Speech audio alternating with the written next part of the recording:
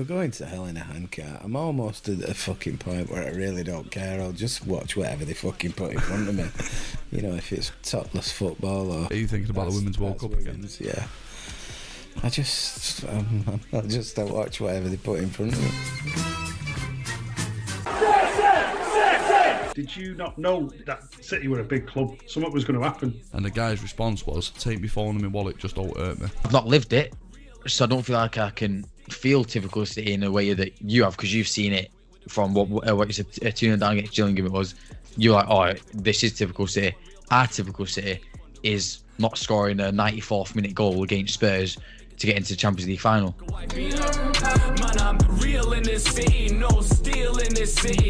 This is Man City Fan TV, Podcast Raw. I'm feeling this city like I'm dealing with titties. One mic, one hook.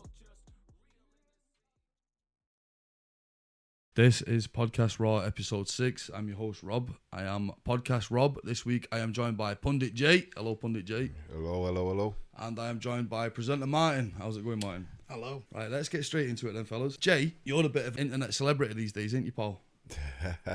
Celebrity, I don't know about that, but yeah, I'm there on the internet. I'd say so, because I've heard of you, so you must be a celebrity, because I ain't heard of fucking anybody. You basically, in fact, I'm going to let you do it in your own words. What do you do, mate? Well, basically, I just basically give my own little unique version of punditry, to be quite honest with you. I just tweet out what I think, and when I'm doing the video stuff, I just kind of say what comes into my head and just put it across in my own little way. Do you know what I mean? Your voice. Yeah. No, nobody else's voice. Your voice. My voice. Nobody else's voice. Your voice. Your words. Yeah. See, that's how I like it, mate. That's how I do my work. So yeah, it's too easy sometimes to just regurgitate what other people say. But it's got, when it comes from the heart and when it comes from yourself, it means much more. Yeah, exactly. Exactly. What are you hoping to do with it? Do you know what? To be quite honest with you, I'm just gonna see how it goes. To be quite honest, and I just take it step by step. Do you know what I'm saying? It's not something that I sat down like 2 years ago, 3 years ago and thought, yeah, I'm going to do this. I'm going to plan it all out. Do you know what I mean? But it's just something that's come along. I'm into football anyway. I watch football. Do you know what I mean? I tweet about football, speak about football. So it's just kind of been like a natural progression, to tell you the truth. Well, we'll see what you know about football in a minute. Yeah, man. Yeah, because you are from the dark side of Manchester, being a rag. But the enemy of my enemy is my friend. So... Well, that leads us perfectly into what I want to talk about, and that's the Liverpool problem. That's a big problem. Right, so Manchester City in a minute are doing every effort, and VAR is doing every effort to try and throw away the league, yeah? With players dropping like flies, VAR's ruling Raheem Sterling's armpit hairs to be offside. Man United are trying to get themselves relegated. Tottenham will be done by Christmas. Yeah. Arsenal have got a Ferrari up front and a Lada Reaver at the back. Sorry, Martin, I've changed your phrase. So nobody's actually trying, are they? Apart from that team full of Bell End door winners that is Liverpool FC. Well, Liverpool are just being Liverpool, aren't they? Like, obviously, for Manchester as a whole anyway, do you know what I mean? We've always had an issue with Liverpool. So the fact that they've even got a football team makes it an even bigger issue. Do you know what I'm saying? So it's all to do with the rivalry, to do with success, trophies, whatever else comes along with it. Do you know what I mean? But yeah, like you said, VAR and the league and whoever else, do you know what I mean? It's there, and I don't think it's ever going to go away anyway. Do you know what I mean? That's just the way it is. And it's the way it's been for a very, very long time. Do you know what I mean? Well, I'll tell you something. The city of Liverpool, it's actually it's done all right for itself. It's grown up a little bit, hasn't it? And they've rebuilt it, and they're starting to turn those cavemen into human beings recently. Evertonians, by the way, I haven't got a problem with Evertonians. I don't know how you feel about Evertonians, but we played in the Community Shield pre-season against Liverpool, and I met one Liverpool fan who I think was from Liverpool. I think he might have just been doing a very good fake accent.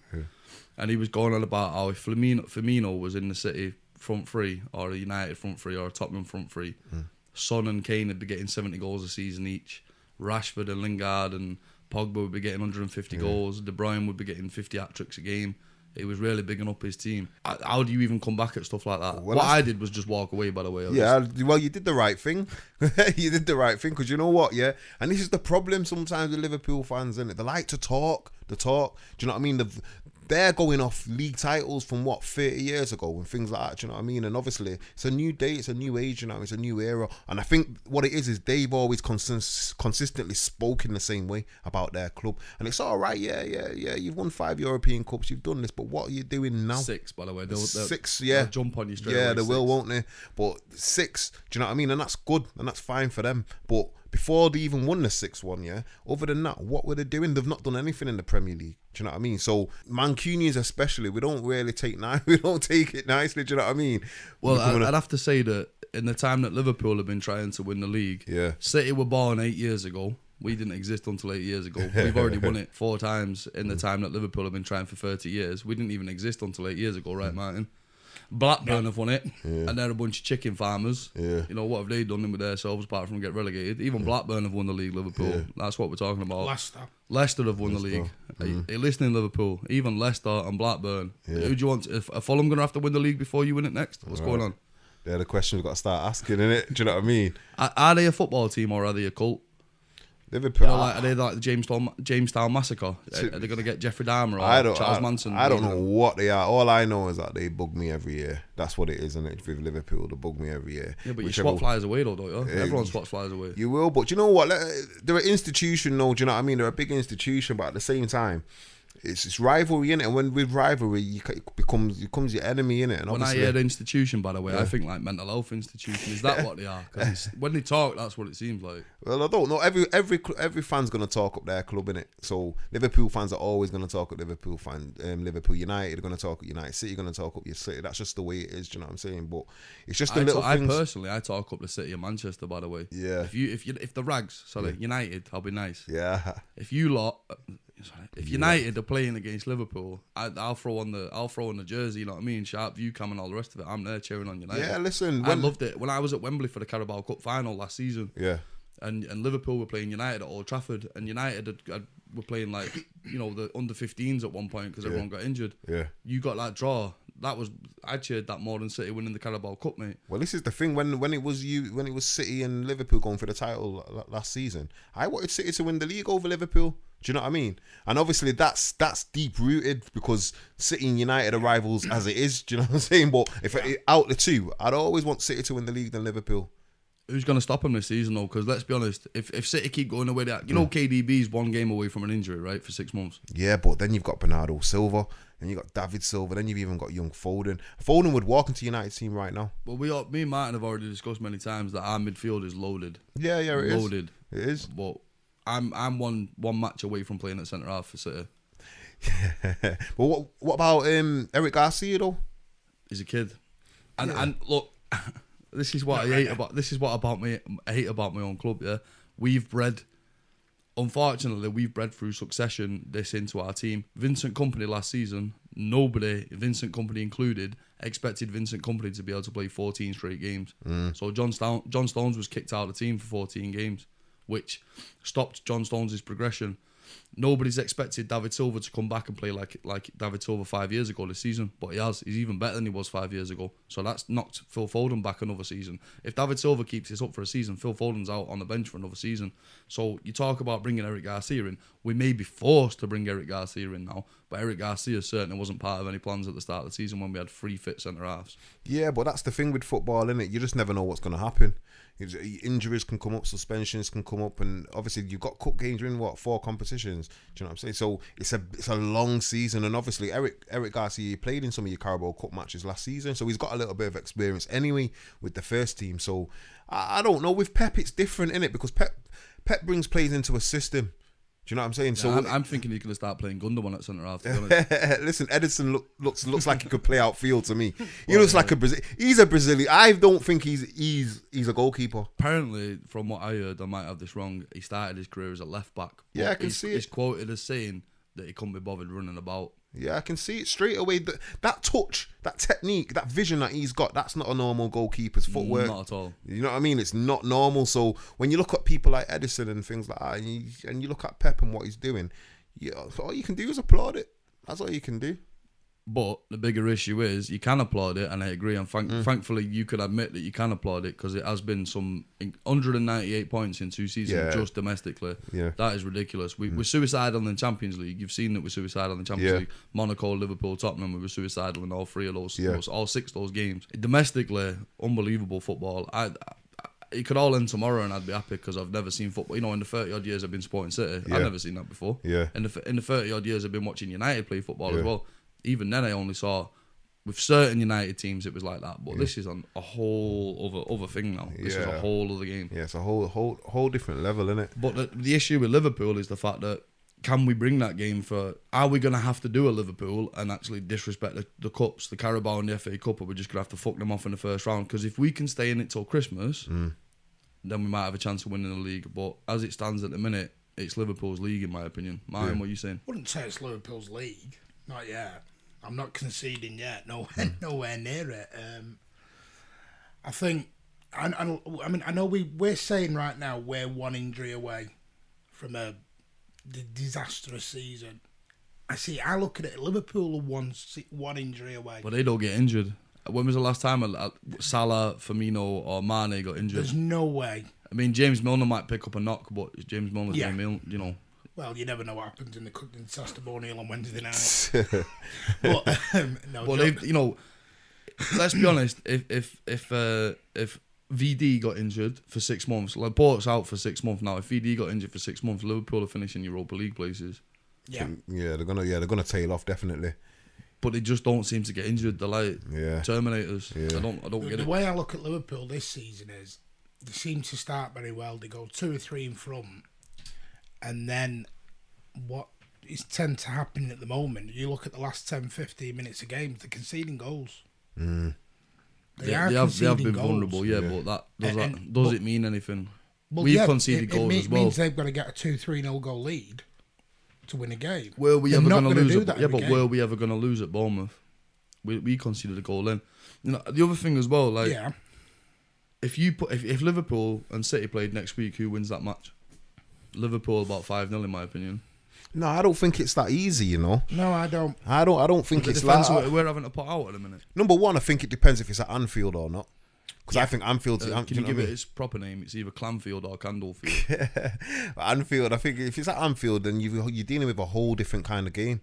But if it's at the Etihad, I'd always back City to beat him. I'd always back City. Like, Liverpool are a dangerous team. There's no denying it. They are a dangerous team. Do you know what I mean? They've got guys, but what they try and do is blitz teams very early. Very, very early. I think they've got the legs for the 90. I think in the Klopp's first season, like they went through a sticky patch, didn't they, in January? Yeah. But after that, he probably worked on the fitness, and now they've got a bit more metal to them. Part of that is the fact that they dumped all the cups at the same time. Apart from the Champions League, because that's their holy grail. Yeah. They dumped the Carabao and the FA straight off the bat. Yeah. So they don't have that. When it comes into January for us, we're in 4 competitions. Yeah. Liverpool are just in 2. But I don't. I think this season they'll be banging all 4 of them. Me. You think Liverpool will be? Yeah. I don't think they've got the depth. Yeah, I think they've got a bit of depth now. Do you know what I mean? Obviously, they've got Lallana coming back. They've got Oxlade-Chamberlain coming back. They've got Shaqiri, who comes on now and again. Do you know what I mean? So I think he bought a few youngsters as well. Do you know what I'm saying? So, listen, City and Liverpool, they're the 2 best teams in the Prem right about now. And I think in most of the cup competitions in England, it's going to be them 2 going head to head. A bit like what it was years ago when it was United and Arsenal. Do you remember? Yeah. Oh, yeah, of course it is. Yeah. So I just think it's just a new era, a new day, 2 new teams. That's what it is. How long does it last for then? That's a good question because... Who's coming back? Chelsea aren't coming back until after the transfer ban. I still think that Lampard will do a fine job at Chelsea. I'm not saying he's going to be setting the world on fire. I think he'll do a decent job at Chelsea. With a transfer window or 2 under his belt and the season after that transfer window under his belt, maybe even better than that.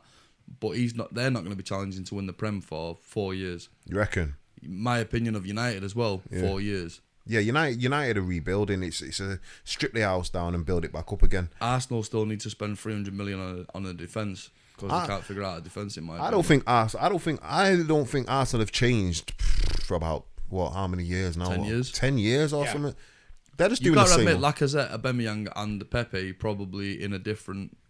If you put Chelsea's back 4 and Arsenal's front 3 together, you might have a 3rd place finished team. Yeah, I agree with that. I agree with that. Do you know what I mean? But Arsenal, I don't know what Arsenal are. They're just one of them type of clubs, innit? That they're just, now and again, they'll get the odd guy, they'll bring in an Ozil. Do you know what I mean? Then they'll go and get Pepe like this season. But in the bigger scheme of things, they've still not sorted out the back line, innit? Do you know what I'm saying?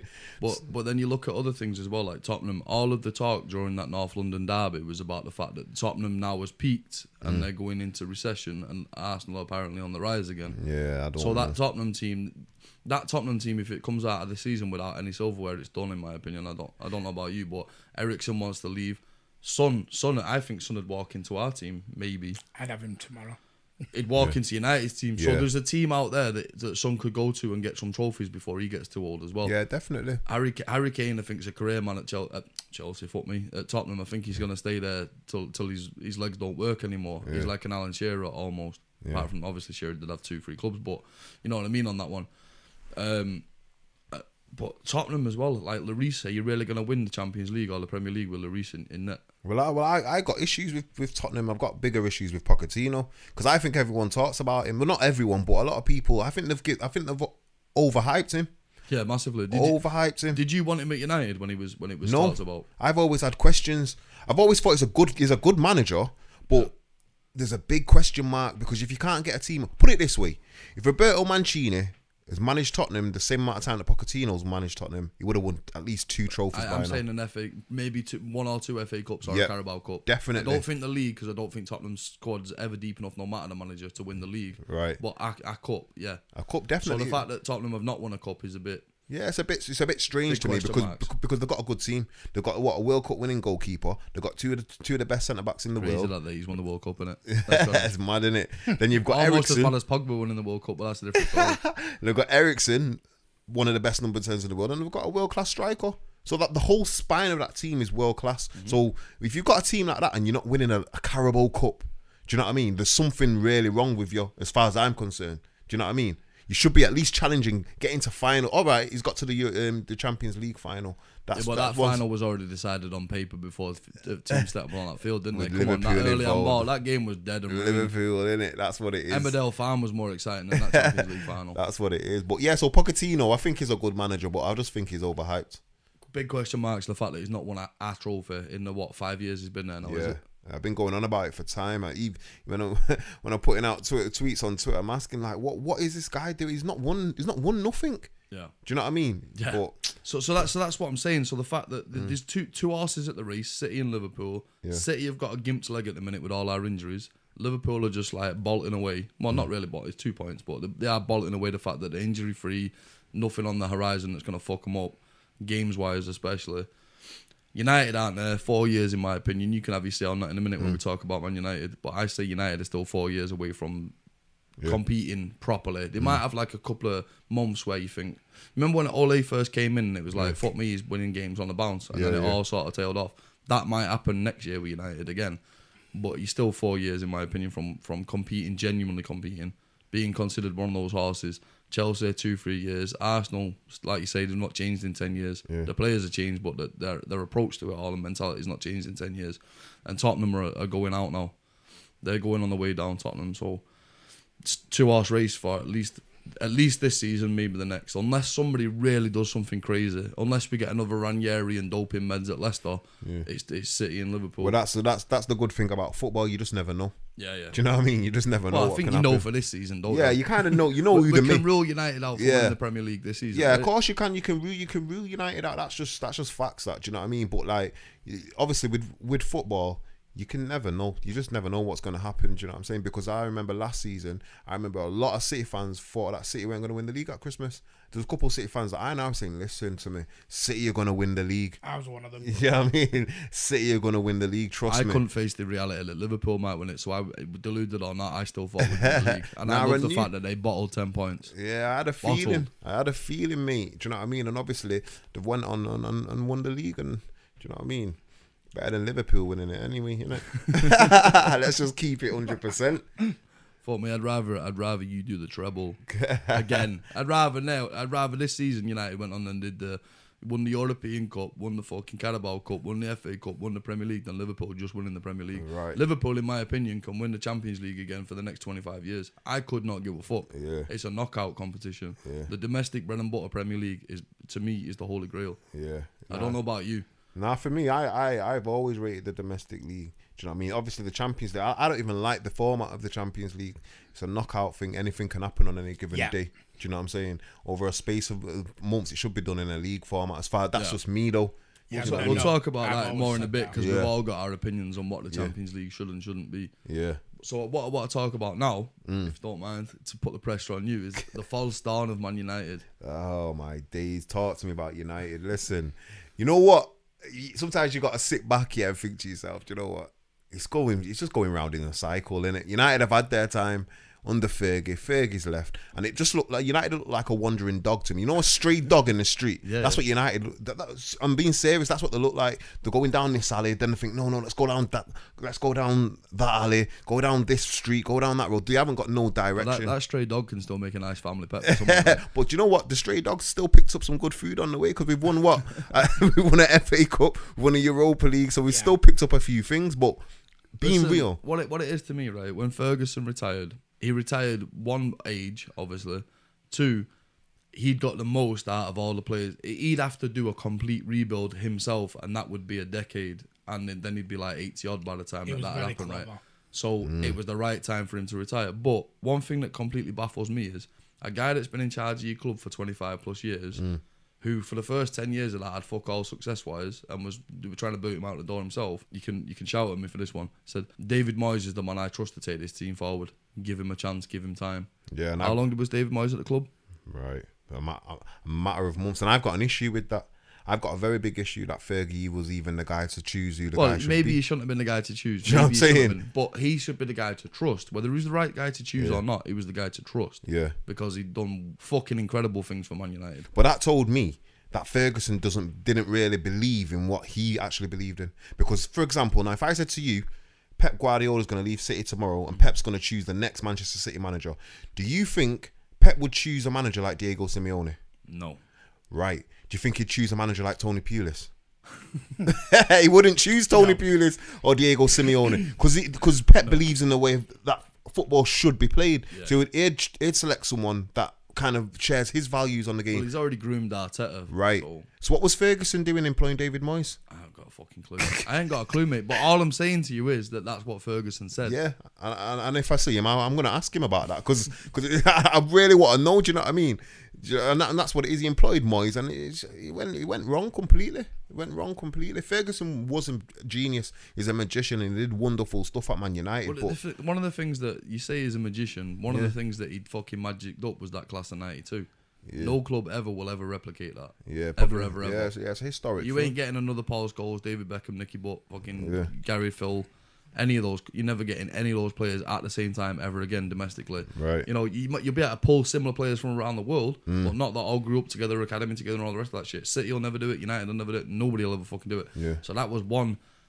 Now, granted, he had to still get the best out of all those players and find the other players to fit in with him. Yeah. But you'll never ever get that again. So that Fergie formula was always a one-off anyway. You can come back at me and say it wasn't a one-off, it was fucking premeditated and everyone planned it out. But it was a one-off because it'll never be replicated. Again, I'll say it'll never be replicated.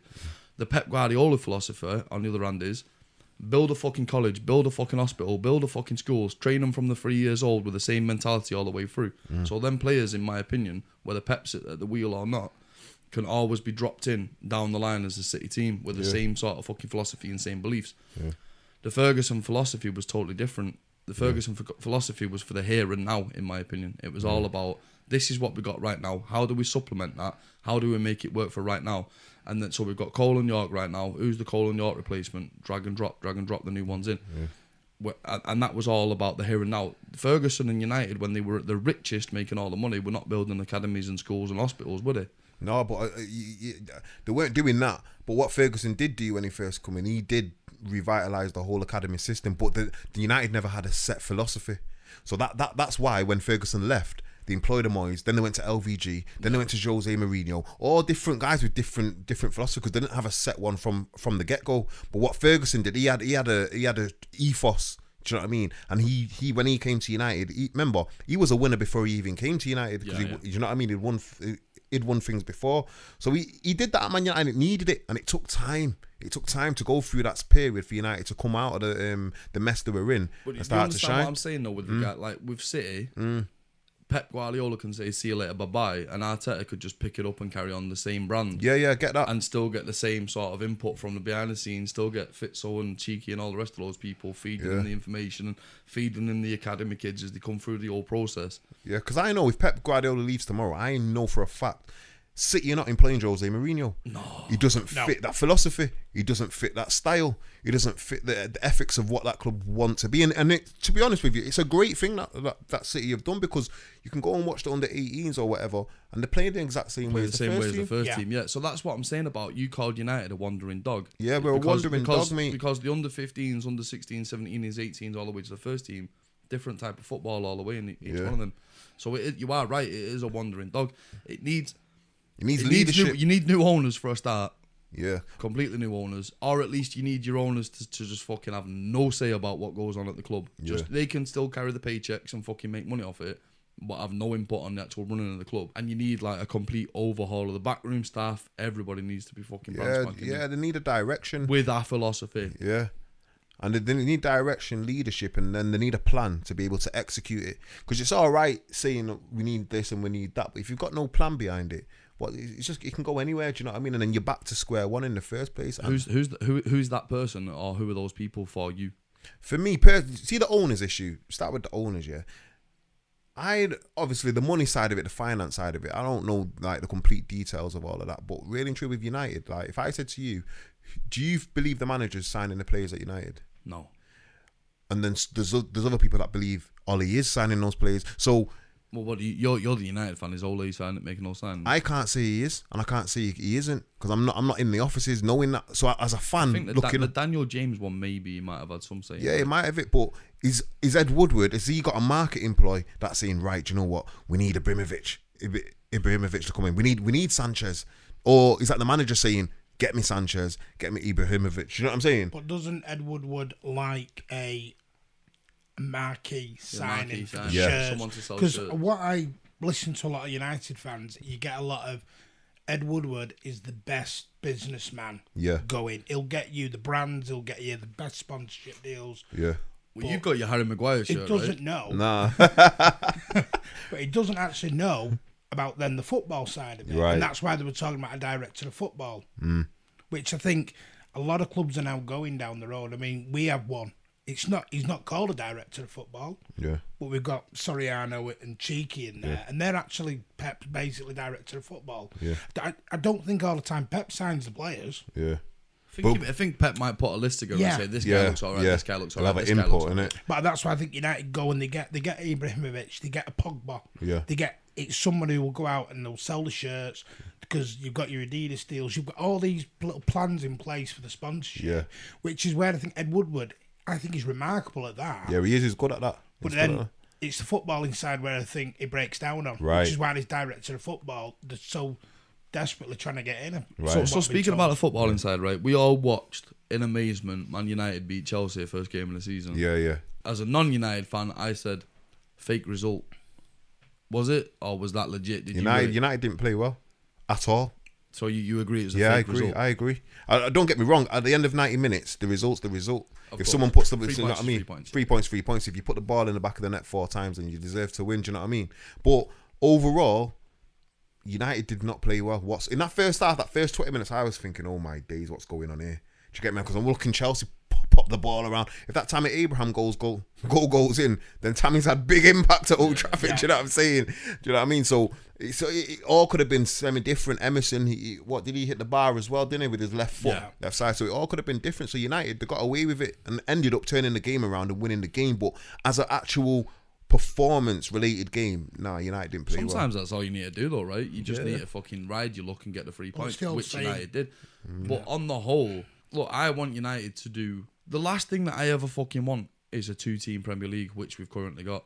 The last thing I ever want is a one-team fucking Premier League. I want United to be fucking pushing City and pushing Liverpool. I want Chelsea to be pushing us. I want Tottenham, Arsenal. I want fucking 8-9 teams. It'll never happen. It'll never be 8-9 teams. It might be 4 or 5 at the most. You know, the big 4, the big 6, whatever. Yeah. But if I want to be champions of England, I want to know that we've truly fucking been the best of the best. But the last 2 seasons, we've been the best of 3. 2. Yeah. It's not as good as it. Sometimes when United win in the league, they were the best of 1. Yeah. They were dominating. And that's the thing, innit? United have got a lot of work to do. So I'm desperate in a way for United to be fucking bang up there. Yeah. And I just like I said, when I saw the Chelsea game, I thought false dawn again. This and it's been proven. It's been proven because of Wolves away, Crystal Palace at home, Southampton away. We've not seen great performances. Wolves are a tidy team, though. Wolves are all right, but they were there for the taking. United had them in a headlock. You can't have someone in a headlock and let them sliver out the headlock. United had Wolves in a headlock and Wolves slivered out. Do you know what I'm saying? And they lost the points, drop points. It's not good enough at this present moment in time, especially if you want to try and get into the top 4. It's not easy now. Leicester are improving.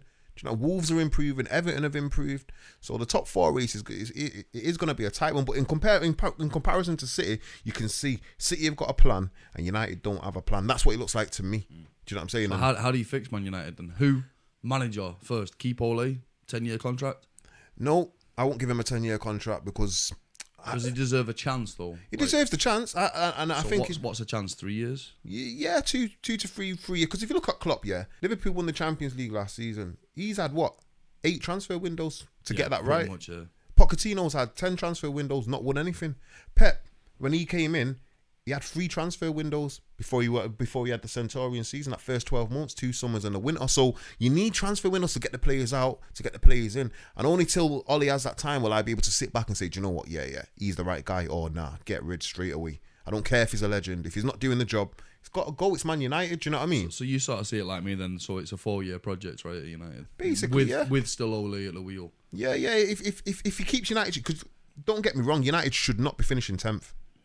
Even with this squad now, they should not be finishing 10th. So even with this squad, I expect United to be challenging at least for the top 4 and maybe picking up a Carabao Cup. Maybe picking up a little FA Cup here and there. That's our February day out. You're not having that. Do you know what I mean? Listen, we've spent, how much did we spend in the summer? 130 mil or whatever much it was. So I expect a return. I can't even guess to begin what United spend on players. Sometimes I get told Pogba cost 90 million, but when you look at the reality, it's like 190 million. So United spend money. I mean, Sanchez, what's he costing still? Oh yeah, I don't know how he was on. So that's got to stop at United, hasn't it? Yeah, it's got to be done properly.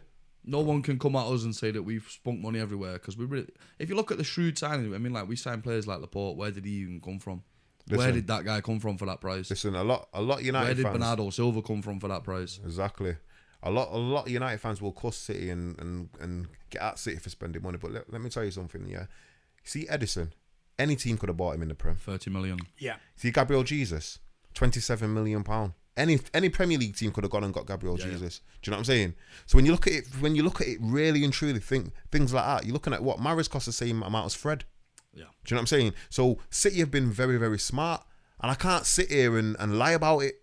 Do you know what I mean? Do you realise how baffling that is towards City fans that have been City fans forever? Because we're the stupid club. We've done dumb shit for fucking decades. Yeah, I can see. You're supposed to be the smart businessman at United, right? But you make the fucking Fred, Sanchez. Yeah. What the fuck is that all about? That's the sort of shit we should be doing, but you're doing it. Yeah, I'm doing it. We nearly did. But let's be honest here, Fred was going to be the Rodri. Yeah. And Sanchez was going to be the Mahrez. Yeah. But we obviously fought it through. We obviously, for some reason, we obviously have people in the background that work that shit out properly and then don't pull the trigger on that sort of deal. Yeah, and the big difference is Fred would have been coming into a team, passing the ball left to David Silva, passing the ball right to Kevin De Bruyne, but instead he's passing it left to McTominay and passing it right to Jesse Lingard. So there's a big difference, you know what I mean? There's a huge difference in quality of player. So overall, City spending does not bother me. As a United fan, and as me seeing United spend millions over the years, City spending money doesn't bother me whatsoever. We had to spend money in the first place to play catch up, right? Yeah, of course. We couldn't have won the league with, Stephen Jordan and Stephen Ireland and Nick Joey Frenson. Barton. Right. But it couldn't have happened. Couldn't have happened, do you know what I mean? Our golden generation came, I don't know if you remember that this far back, but our golden generation actually sort of came in the mid-80s, right? With the Brightwells and Paul Leake and that sort of stuff. Yeah. Terry Phelan and all them guys. We were too early. We came out of the blocks too early. So when United's golden generation came out just at the same time as Sky Sports. That was the biggest fucking break of luck ever. That. So think about it. Propaganda, innit? Everything got through the roof then, didn't it? Because football, you remember football in the late 80s, early 90s, it was a bit fucking black and white and boring, weren't it? Yeah, it was a bit, now bland. it's like a fucking WWF show every game. Exactly. Even if it is fucking Cardiff playing against, fucking Stoke. You even get fireworks off the roof now. Yeah, you get all sorts, innit? So you reckon United's project? You're in agreement that it's about 4 years before we see an actual Man United? Yeah. I think what Ollie's done's right at the moment, though. I think he's coming. He saw what he doesn't like. Remember, Ollie's steeped in the tradition, the ethics, and the ethos of Man United. So that's a good start. The job wasn't for Jose. This job right now, because United need rebuilding. I tell you what, you just said that there about steeped in the ethics. I'm on board with you to an extent, but didn't Ole take him to some training ground that's now a car park or something? Yeah, the cliff. He took him to the cliff. Do you think Lingard's actually interested in that, or is he fucking tweeting himself? Or no? But I think what Ollie's doing. We've also got to remember it's a new day. So a lot of these, even though Lingard's 27, and one of the oldest ones, and obviously acts like he's a bit. 27. You're right, he's 27, but he acts like he's 19, doesn't he? You wouldn't think it, would you? You wouldn't think it, but that's just the way he is, and obviously he's doing what he's doing. It's a new era, innit? People go on social media, post whatever they post. Remember, these footballers are now brands. Do you know what I'm saying? J-Lings or whatever it is he's got going on. So clothing brand as yeah. So he's got to do things. I'm not having a go at the kid, don't get me wrong. That kid is doing what's right for his life and he's making bank on it. So I'm not going to criticise him for making money. Is that what United need as a player, though? No, we need performances on the pitch. And that's the problem. When he's doing that, cool, do your thing. But I need to see assists. I need to see goals. And I need to see creativity. Especially if you're playing in a forward attacking position for Man United. There's no good as United fans just seeing all the Instagram side of it, but not seeing the produce. I feel the same about Paul Pogba. And now you might see a player in Paul Pogba, but I see an Instagram star in Paul Pogba. Do you really? Doing dabbing and all sorts of stuff. So what? But he finished our best creator, our best assist, highest goal scorer. He was in a team of Sunday Leaguers, mate. So for him to still be doing it, when he was at Juve, he was half decent, but he had decent players around him. Right, and that's a big problem at United, isn't it? Because people get on Pogba's back, and I understand why. Because, like, for example, the last game against Southampton, he did play like Malumbi, who was passing the ball all over the place. You know what I mean? His head goes sometimes. He takes 5 touches when it only needs 1. But overall, he's United's best player. I go back to the Ferguson thing, though. Ferguson got rid of him for a reason. Yeah, but Ferguson wanted him to stay. Did he? I didn't know. I just know that Ferguson got rid of him. Yeah, he left because obviously Pogba wanted to play, but obviously Ferguson wasn't ready to put him in the team as yet. Do you know what I mean? So obviously he's got every right to leave, and he left. Of course, his agent left, so told him to leave. I don't know if, as an outsider looking in, the jury is still out on Paul Pogba, whether he is actually a world class footballer or not. So when you watched him in the World Cup, what did you think? I thought he had great players around him. Kante worked twice as hard as Kante normally works. So you don't. I think like I look at this. Look, there's certain players that I see in the same way. Yeah, Neymar, Messi, and Pogba. I see them all in the same way. Bang average in the Premier League. You can come back at me and say you are fucking talking absolute shit here, but Lionel Messi only ever has to do something in the last 2/3 of the pitch. Neymar only has to roll around on the floor in the last 2/3 of the pitch. Bernardo Silva, on the other hand, fucking runs back to left back, right back, on the goal line. He runs like 15 kilometres a game, Bernardo Silva, and he's world class. Do you see the difference there? Yeah, I see the difference, but you got to remember, Barcelona are one of the hardest working teams, and Messi's been part of that, even under Pep. But Messi's not the hard worker in that team of hard workers. Yeah, but at the same time, especially under Pep at Barcelona, he had duties to do, and that duty he was doing it, and he was producing. Sure, but I don't think he'd get into a current Pep team. He might not now because of his age and his legs and everything, but Messi's Messi, innit? You can afford him to not chase back to left back because you know what he's going to do in I don't know. When I watch football, I'd rather have a team of 11 Bernardo Silvas than 11 Messis. I just would, because there's something about that work rate that just gets me going. Do you know what? That's fair enough. Do you know what I mean? It's fair enough. Everyone sees the game different in how they like. So what I'm saying about Pogba is that personally, I think Pogba would be, if Pogba just looked like he was trying harder, maybe. All right. Let me ask you a question. Would you rather have Pogba or Gundogan? Pogba. The wrong player to ask you that. But you're stitching me up there. No, I'm not. I'm being serious. Like, would you rather have Pogba or Gundogan? You said Pogba. Like, Pogba's got qualities. Pogba, because I think that Pep could turn him into a fucking player. Right. Now that's the thing. Coaching. coaching, yeah, and players that you're around. Players around him. Right. Pogba playing alongside David Silva and KDB, I'm telling you now, would be a different Pogba. Just cancel football at that point. Right? Right. Well, that's why when you said about he has 5 touches, Yeah. first thing in my head was, is he having 5 touches because he's looking up, seeing what's around him, and thinking, I'm not passing it to you. Jesus, what am I going to do here? So all right, so why do that's why people he's big having his 5 McTominay up then passes. and Lingard? Listen, I don't know. We keep getting told that this, the new Pele, the new fucking Palo, the new fucking. You know how many arguments I've had with United fans about McTominay and Lingard? Listen, it's unbelievable. Now, the Pogba thing, now you know, if Pogba was playing for City, Pep would be out of that bench going crazy on the touchline.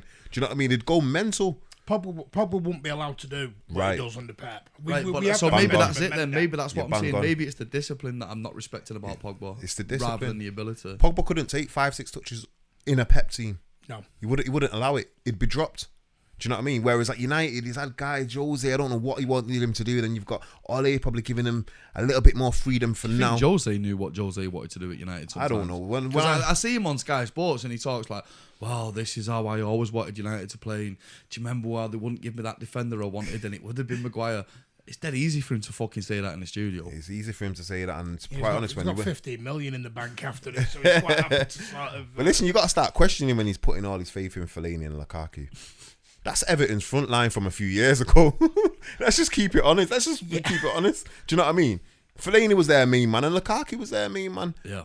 When you're putting your faith in that, I'm sorry, but you're not going to win the Premier League title. You're not going to do it. So how would you deal with Pogba now? He's obviously come out and said he wants out. Yeah.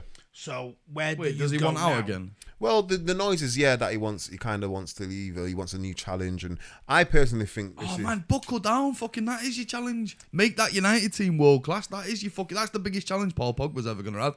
He could go back to Juventus and play Sunday, because that is a shit league. That Italian league's a shit league. He could go to PSG and play fucking Sunday league football as well. Yeah. Don't do that. Stay in the Premier League, which is the best league in the fucking world, and prove to me, prove to everyone else that thinks, fuck me, I think he's a footballer. Prove that you are, and fucking make that United team a fucking proper team again. But let's not forget though, he's been in the Premier League how many seasons now? 3 seasons, yeah? He left Juventus to come to Manchester when United were in the Europa League. Yeah, but Juventus is where you go to die in football. It's not where you go Yeah, but he's not from here. So, for example, for him, he's not from England. He's not from Manchester. Do you know what I'm saying? So his dreams and his aspirations are going to be different to, say, someone like Phil Foden's or Marcus Rashford. Do you get where I'm coming from? So he's been here 3 years in United's banter era. And United have not gone out and bought him Verratti. They've not given him Griezmann next to him. They've not put guys next to him to say, right, Pogba, this is your team. Go and lead this. They've gone out and bought silly guys. Do you know what I'm saying? So if you're going to buy silly guys like Lukaku and you're going to keep playing Lingard and you're going to keep playing McTominay, what's Pogba going to be thinking? How do you get rid of all that dead weight at United? Well, how do you sell that on and still make the Ed Woodward profit? Well, that's the problem United are going to get. They've got. And to be honest with you, Ollie's come in and I can see what he's trying to do. He's looked at it and he's thought, right, he's probably going to rely more on the youth in the end. But I'm not. That turns it into a 5-year project then, and Pogba's definitely gone. Yeah, Pogba will go definitely. Do you know what I mean? Probably in 12 months' time, he'll be gone. But I don't blame him. That's a step backwards for United. Yeah, and it's a step backwards for Paul Pogba's footballing ability, in my opinion. Yeah, but you're right. Where's he going? Is he going France? Well, fuck me, we're getting starts next week in France. Yeah, it's a shit league. How old is Pogba? 26. 26, 27. 27. Has he got 4 or 5 years to wait? He's got 4 or 5 years of a career. Exactly. Me as a fan, I wouldn't blame him. I don't think he owes United anything. He doesn't. You're right. You're right. He doesn't owe United anything. Yeah. But as an outsider looking into United, he's the one guy that can make United. Yeah, he is. But if you're not do it for that reason. Yeah. Build a team around him. But right. But if they're not going to do that, then they might as well get rid of him. You ain't building a team around Lingard or fucking McTominay. Exactly. You should have him as your linchpin in the middle. Doing what he's doing. There's several United players that I look at and think if they were at City, fuck me, they'd be a world beater. I think that about Rashford. I think it all the time about Rashford. Rashford, yeah. I know that Rashford's come to the Etihad a couple of times and dicked us 1-0. Yeah. He has got the ability, raw ability when he was a kid, but now as he's grown into a man, he needs a fucking better team around him. Yeah, definitely. Lingard, I've never really thought about, but I did the entire summer. All I went on about is how much we need to sign Harry fucking Maguire. Yeah. Now he might turn into a fucking Ryan Shawcross at United. I don't know, but at City he actually could have been something, and I feel sad for him. No, I think he can be something at United though. But Is Ole really going to be the right man to coach You see the thing with Ollie, it's like a blank piece of paper. We just don't know. We just don't Does that know. not scare the shit out of you? Of course it does. Every weekend I'm watching the match United and have gone thinking, from what's being going the on? biggest fucking team in the world, Yeah. the scariest opposition in the world, to a blank piece of paper. Right, we've gone to. I'm not a United fan, and that scares me. Yeah, listen, man, that's what we've gone from. We've gone from being the number one team in the country to blank pieces of paper. Do you understand me? Now, Ollie, he had what?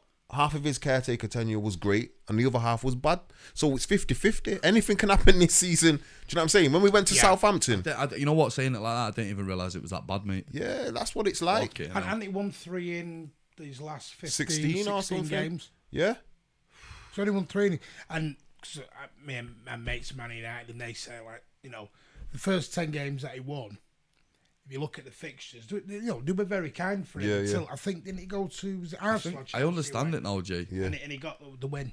I understand it now. For years and years and years, City fans were always funny cunts because we had nothing else but to laugh. And United fans were all miserable cunts. But you're not a miserable cunt. Nah. I think you're City now. No, I'm not City, but I like what City are doing. Do you know what it is? I respect No, you're it. City. You're City of the 90s now. United are literally a blank piece of fucking paper. City of the 90s. Yeah, we are, man. You're gonna end up with 50 odd players on your books. Well, this is. Ole's gonna go around the corridor and think, "Fuck me, are you the water boy or I'm a fucking left back?" That's gonna happen, mate. Well, do you know what? That's the life. It's cycles, innit? It's your turn right about now. We had that banner up in our stadium, didn't we? The 34 years thing. We won't do that, banner. Do you know We're what I'm too saying? shit scared that it's all gonna fall apart Right, to do a there banner. you go. City fans are still too sceptical at the moment. Do you know what I It's all find? coming crashing down. Yeah, I at some find point. that a lot though with City fans. Like that, it's like they don't want to revel Go too through much what in we it. went through Yeah. from 76 to fucking 2011. Go Yeah. through that and then don't be I skeptical. mean, it's only the last 10 years I've seen us do anything. Everything before then, Yeah. you know, like I've said, we were going from Man United At to this Derek point- Macclesfield. We were enjoying ourselves doing At that. this Yeah. point, I've still seen City be relegated more times than we won the Premier League. Yeah. So but I get it. jury's out. I would love what we are now. My dream, as much as yes, we have the banter and it's local rivalry. What we've got with Liverpool now, I wanted this with Man United. Right. I wanted Well, this what did I to say be, 5 minutes ago? I want United to be a fucking. I wanted this to be us and United in cup finals. When we went to Wembley under Mancini in that When we semi-final, killed you in 11. Wow. When Paul Scholes tried That- fucking taking that was Zabaleta's an leg off. atmosphere. That was the final. That was amazing that day. Wow. I've realised what you lot want. You actually what has put us in the grave, don't you? Look at you. No. But we want you to be up there now. We was no. Let's use what are actually stab us to death, don't you? Really, because of all the heartache No, you know that what we've we caused want? you over the You years. know what and we that. want? We want to slag Pogba off that much, right? We want to build your team up so you fucking challenging for the title, Yeah. but still slag Pogba off that much and then take him off you for 30 million and fucking win the Champions League. No, it's all good. And listen, in Manchester, the landscape's changed. Because I'm going to be totally honest. Until the Sheikh came in, I wasn't having any real big arguments with City fans. I wasn't having deep debates. But now, it's all changed. The rivalry, the comments, the debates are all on our doorstep. For United fans, we were arguing with Arsenal fans. Do you know what I'm saying? Yeah. Well, I mean, you are all down in London, so it makes sense. Look at you. Do you know what I mean? But yeah, we was arguing with Arsenal fans and all that. Do you know what I mean? Then it was Chelsea when Josie came. But now, it's in Manchester. In a way, this is how it should be. Is it though, not innit? better? Yeah, Is it that's not what better I that it's in Manchester? Of course it is. I'd rather have it in this city Of course than it every is. other city. I'd rather see my dad happy that City have won the league, yeah, than Southerners, yeah, who support Chelsea, Arsenal, and that. Do you know what I mean? Nothing against the Southerners, but you know, I'm a Mancunian, innit? So that's, so then that's what I definitely prefer. everything against the Southerners. Yeah. You know, I want this to be the capital of football. Yeah. Bang. It's like two, just slugging City it out. United. Yeah. Two, That's what I wanted. two giants, innit? Basically, Yeah. you know what I mean? So fucking get to work then. Giants. We're You trying, sure we're giants? We're We're trying. not giants. All right, so I'm gonna change the tone completely now because we've had a bit of a laugh and all the rest of it. So anyway, if I pick up a newspaper on any random day of the week, I've seen that Raheem Sterling's threatened to murder a family of 6. Yeah, over the last 2-3 years, all of that's been completely fucking blown out. Raheem Sterling is one of the best footballers and pretty much a fucking decent role model. I don't know the guy in and out. I couldn't tell you whether I trust him with my kids or not. I couldn't tell you whether he's a fucking sweetheart. But the way he presents himself has always been a pretty decent guy, right? In the media coming back at us on the other side of that, what have we seen about Raheem Sterling? He does drugs. Yeah. He fucking throws his money about. He got a tattoo of a gun. He got a on his tattoo of a leg. gun. That was for his... Totally out of context. Was it his mum and his dad? His dad got killed in Jamaica or something like that, Killed and it by was a just gun. that was a little memorial of his dad. Yeah. So there was no context added for that in the Yeah. newspapers or anything like that. It was just basically Raz is a bad guy. Then Raz had the fucking bollocks to stand up to all of the fucking bullshit, and now they're all faking that they fucking love him. Now you might think it's real love, you might think that they all actually love him, but have you noticed the tone shift over the last 18 months? Yeah, It's definitely. gone from Raz the bad guy to Raz the fucking good guy. Now, me and you had a little conversation, Jay, before we came on air about the old school punditry and old school media, Sky, the BT, the BBC, always the same faces, decade in, decade out. People like you come along, and even to an extent, people like me come along doing podcasts about football. We're giving a different voice to our teams and a different voice to football on the whole. Yeah. So, which is why I actually, before we came on air, I said how glad I am that you exist in that space. Yeah. Where does it go from here? Do you get bigger? The more Pundit Jays sprout out? Do you want more Pundit Jays to sprout out? Do you want the faces of Danny Murphy and Alan Shearer and fucking Boring Cunt 3 to change on the BBC Match of the Day? Do you want a different style? Do you want to see just a completely different approach to it? Do you still want to see an half-pissed John Aldridge with a fucking fan cam or a whiteboard that he's drawing lines on saying he's offside? Or should they all fucking actually realise that we're in a different world now? People need to fucking get up to speed with it and actually change their product, as opposed to showing us all these fucking Liverpool players from the 70s and shit like that. Honestly, I just think I personally think there's a lane for everything, but I think the fan lane and the lane that we're coexisting in right about now is a new lane in terms of getting it out there. Do you know what I mean? Exposure. And obviously Twitter's one of them places where you can do that. Do you know what I mean? And obviously that platform and the football related to that platform is growing, and it's growing. YouTube and all these type of things are growing. So there's a lane for Souness and there's a lane for Carragher and them guys, which is cool. If people, yeah, do you know what I mean? If people are tuning into it, that's fine. There's not a problem with it. But then there's also a lane for guys like myself and many other people who watch football as a fan. Do you know what I mean? Go to games, or whether you're at home watching it on the telly, whichever way it is, everyone can have a voice. Do you remember a couple of years ago, Sky used to do those in-studio fan cams things, like the Manchester Derby, where they'd have a United fan and a City fan, and you could listen to an alternative commentary. Do they still exist? No. I don't think That was actually an example, in my opinion, of Sky getting it right. This is where we should be going, but it's binned off. Yeah. Why is it binned off? Why does that wider narrative still exist of you've got to only listen to these three fucking people, and nobody else? Yeah, but obviously they're part of a corporation, innit? They're part of a television production team, so they've got certain people out there, and obviously a lot of those are ex-players as well, ex-players, ex-managers, whatever. So they obviously can provide a bit more of an expertise on certain things in the game, but. We can't forget the fans, innit? The people's what makes football. Well, the fans have been forgotten, Jay. Like, we also spoke on off air. We go to a football match tomorrow, and there's a controversial VAR decision. We have to read about it the next day in the paper or get on our phones after the game to find out and that's what wrong. went on. And that's wrong, and they need to sort that out. Do you know what I mean? At United, they've not even got a TV screen. I'm not even joking. They've not got a TV screen. They've just got a little scoreboard thing. Do you get me? So before all this come in, all of this type of stuff needs to be thought about. And as we all know, in it, the most important people are the fans. No fans, there's no football industry in it. That's it. That's simple as that. Do you know what I mean? If fans don't go to the stadium, the owners are not making any money.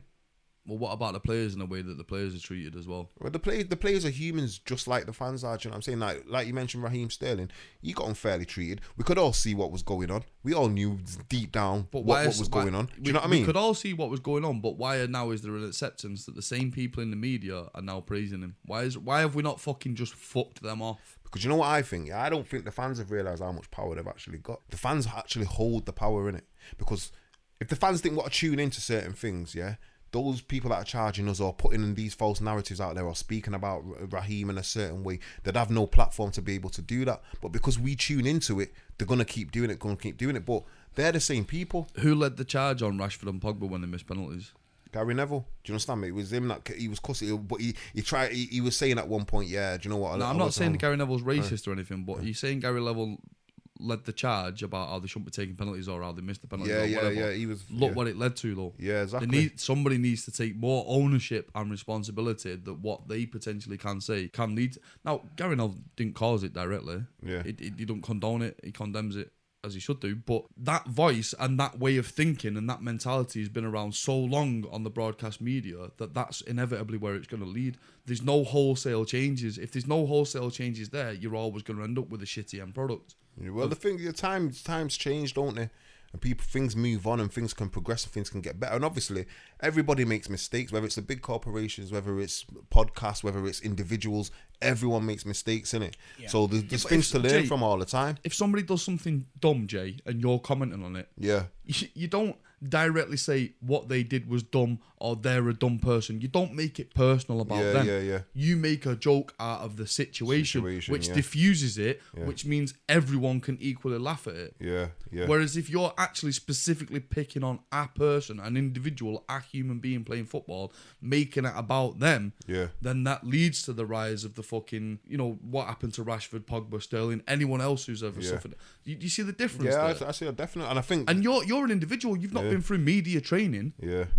You've not been through all of this stuff where you should be aware of all this stuff. You just naturally do it because you're a regular person looking at it as a regular person does. These people are built up over years and years how to be part of a fucking machine that dehumanizes people, which is why they are individually critical of people, which then leads to this sort of other side of it. And they're like subtle differences, do you know what I mean? But people sometimes, the regular person is just watching the TV and just taking it all in with subconsciously. Do you know what I mean? And then that forms part of their opinion. But that's with any media in it. So I don't know. I think there's lots to learn from on all sides in it for people to get into, especially when it's punditry and things like and commentating. Because you're right, people have to take responsibility in it for the way for what they're putting out there. Do you know what I'm saying? Absolutely, I do. So I think we need to move on to the future of football. Okay. And Jay can detail all his plans, get his blank piece of paper out. The blank piece of paper. Tell us how United are going to feature right at the peak. The peak. United will be back at some point. I don't know when, but they will be. You know, I'm sure they will. I hope they are. And as City fans, we hope we will be. I genuinely want them to be up there. I love the confidence now in City fans. They actually want us to be back. That's so funny to hear. Do you know what I mean? I just had enough for Liverpool. I just want to get rid of them. Yeah. I tell you what, Jay. You pick it. What was your favourite era of United? What 98, 99, 99, 2000. What was your favourite United team? I've got to say it was the Becks on one side, Giggs on the other, Scholes, Keane in the middle. So what year we're talking? 2000, 2001? Yeah, maybe even just before that. Treble year. Andy Cole, Dwight York, So wouldn't you fucking love to see that 98-99 team against the fucking Man City 17-18 or 18-19 team? Yeah. I would like to see that, but you'd beat us. So I'm not that confident. I'm not even lying because you just keep the ball. Right. You just keep the ball. Pep, but you see Pep, he's worked out the most. Well, it's not even hard to work out, but the most important thing on the pitch is the ball, isn't it? So if you have the ball. The opposition can't do nothing to you. I think that's the thing with football. Football is a very... It's only taken 105 years. Football's a simple game. Very simple. And it's made complicated by... Going back to the pundit thing with all these techniques and whiteboards and everything. People try and just overcomplicate it. It's a ball at your feet, passing 5-10 yards. Yeah. Well, you've got to overcomplicate it. Overcomplicating it sells Sky Sports season tickets, doesn't it? It's not rocket science what you're doing. Yeah. So go on then. What's the future of football? And I don't know if you remember, you might have seen this 15 years ago. Budweiser, those comedians, had an advert where they were talking about if Budweiser run football. And they changed all the teams. They, instead of having Man City and Man United, they had Team Manchester, and we played in a purple shirt. And they had the Portsmouth Pirates, and they were turning everyone into franchises. And they'd have a multi-ball system, so when the ball went out for a throw-in, a new ball would be fired back onto the pitch by a cannon and shit like that. That was if Budweiser run football. That was a joke 15 years ago, but now we've got things like VAR in the play. And we're massive fans of VAR, obviously, because it's fucking great for our club. Where's football going to go over the next decade? You say we all agree that there's rebuilds for Chelsea, United, Tottenham, Arsenal, even City and Liverpool to an extent over the next 4 or 5 years. What football would we be playing in 4 or 5 years? How far will VAR go? Do you know? I think maybe off the pitch, I think a lot more razzmatazz is going to come into football. And when I say razzmatazz, I mean like, for example, people are saying, oh no, the referee should let the crowd know. So that means the referee's going to be mic'd up. So it's going to be like the NFL, where the referee walks to a certain spot in the field, penalty to the left, penalty to the home team or whatever, where everyone's in the stadium. It's going to be a 3-hour game. Yeah, basically. Let me tell you something. Basically, yeah. Let me Do you tell know you what I mean? something. They managed to do that in rugby, and it works. Yeah. Now, as we discussed before, as a fan in the ground, when the referee's being fucking spoken to in his little earpiece, and when it comes up on the thing saying potential VAR decision. Yeah. That's all we know. Yeah.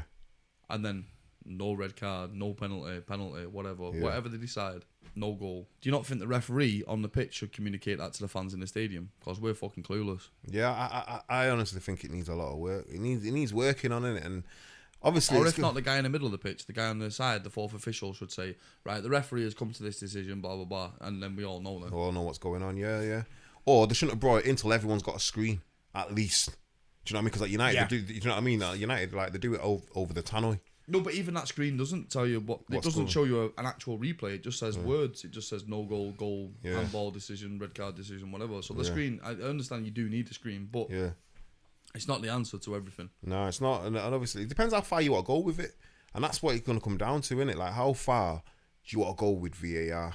Because right about now, it's a bit iffy. Well, they need to get the interpretation right. Yeah. Because, like you said with VAR, the FA and the Premier League, they're using it in a different way to the way all the trials used it. Rodri got choke slammed like he was playing WWF or something like that the other week against Tottenham. No penalty, no review, no nothing. Just a bunch of baffled fans, not just baffled City fans, baffled Tottenham fans, Arsenal fans, United fans, Liverpool fans. If that happened to your team, you'd be screaming about it. Going mental. But you know what? The worst thing that I think they've done is at the World Cup. Yeah, when there was a decision to be made, I used to see the referee walk over to the screen.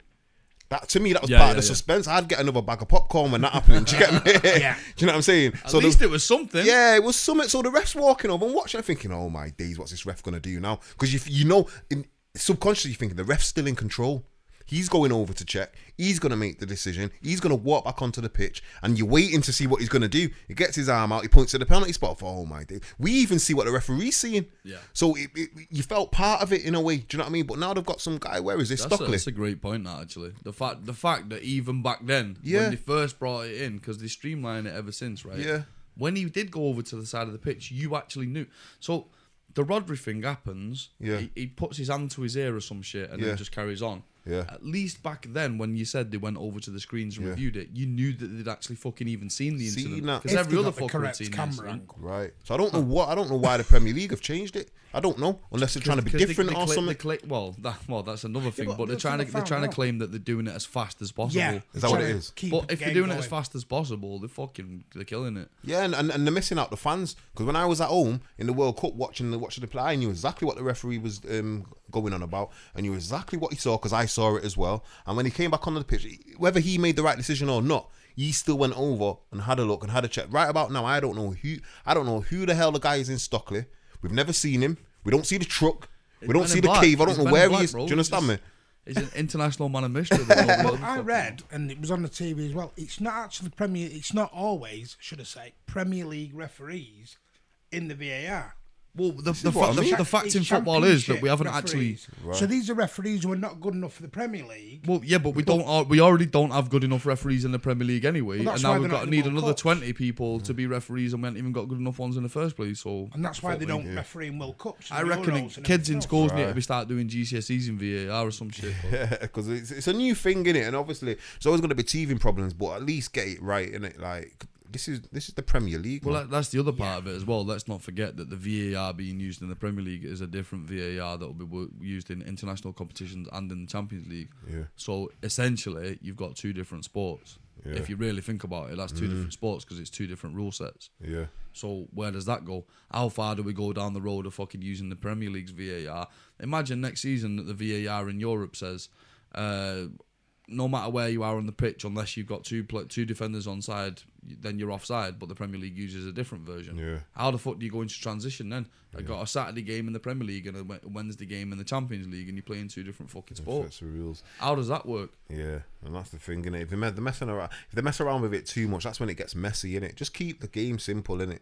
It's been fine for however many hundreds of years, yeah? Just keep it simple, But it's innit? like you said, I don't mind the referee having a minute, 30 seconds to a minute, go and have a look To at the make a TV fucking screen. right decision, Yeah. I'll give him fucking an hour. You So know what I not being mean? funny, But if that's an FA Cup semi-final or something like that, Yeah.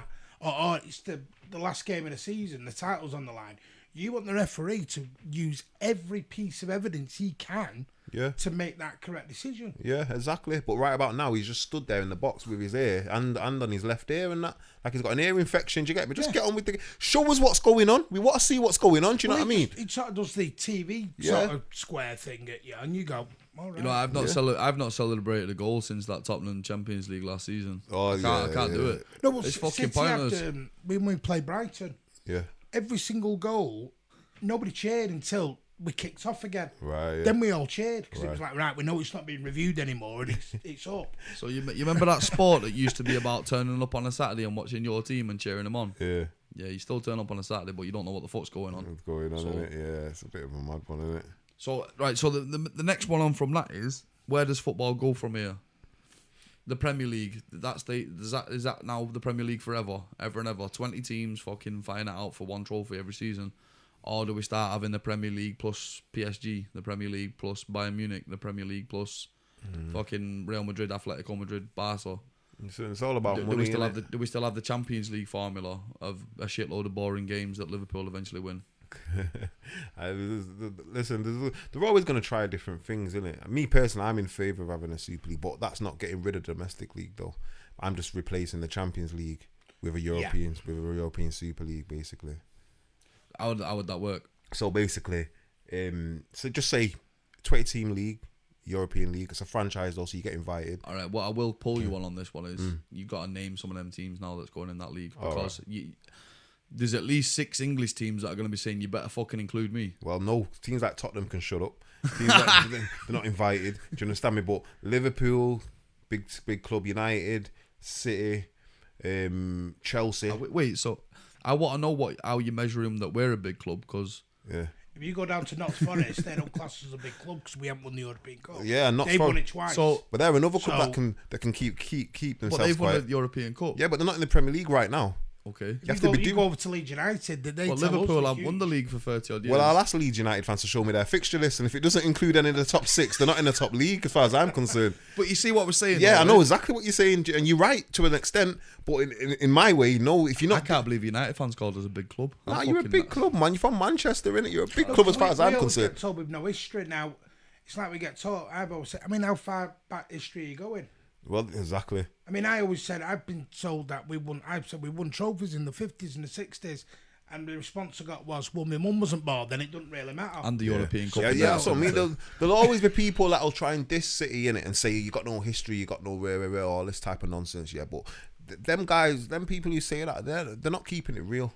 Do you know what I mean? Or going to matches in the first place. Yeah, exactly. They're not keeping it But real. you see what I'm saying about the fact that who decides who the big fucking teams are that go? Because all right, let's say it's 4 from the Premier League, so it's got to be Arsenal, right? No. No. Because you know how I would even do it off your complete history. I'd look at right about now, who are the big 4 clubs in the league winning trophies and being successful? Well, it's not Tottenham. It's not Tottenham, so they're not getting invited. City, Liverpool, Man United, and Chelsea.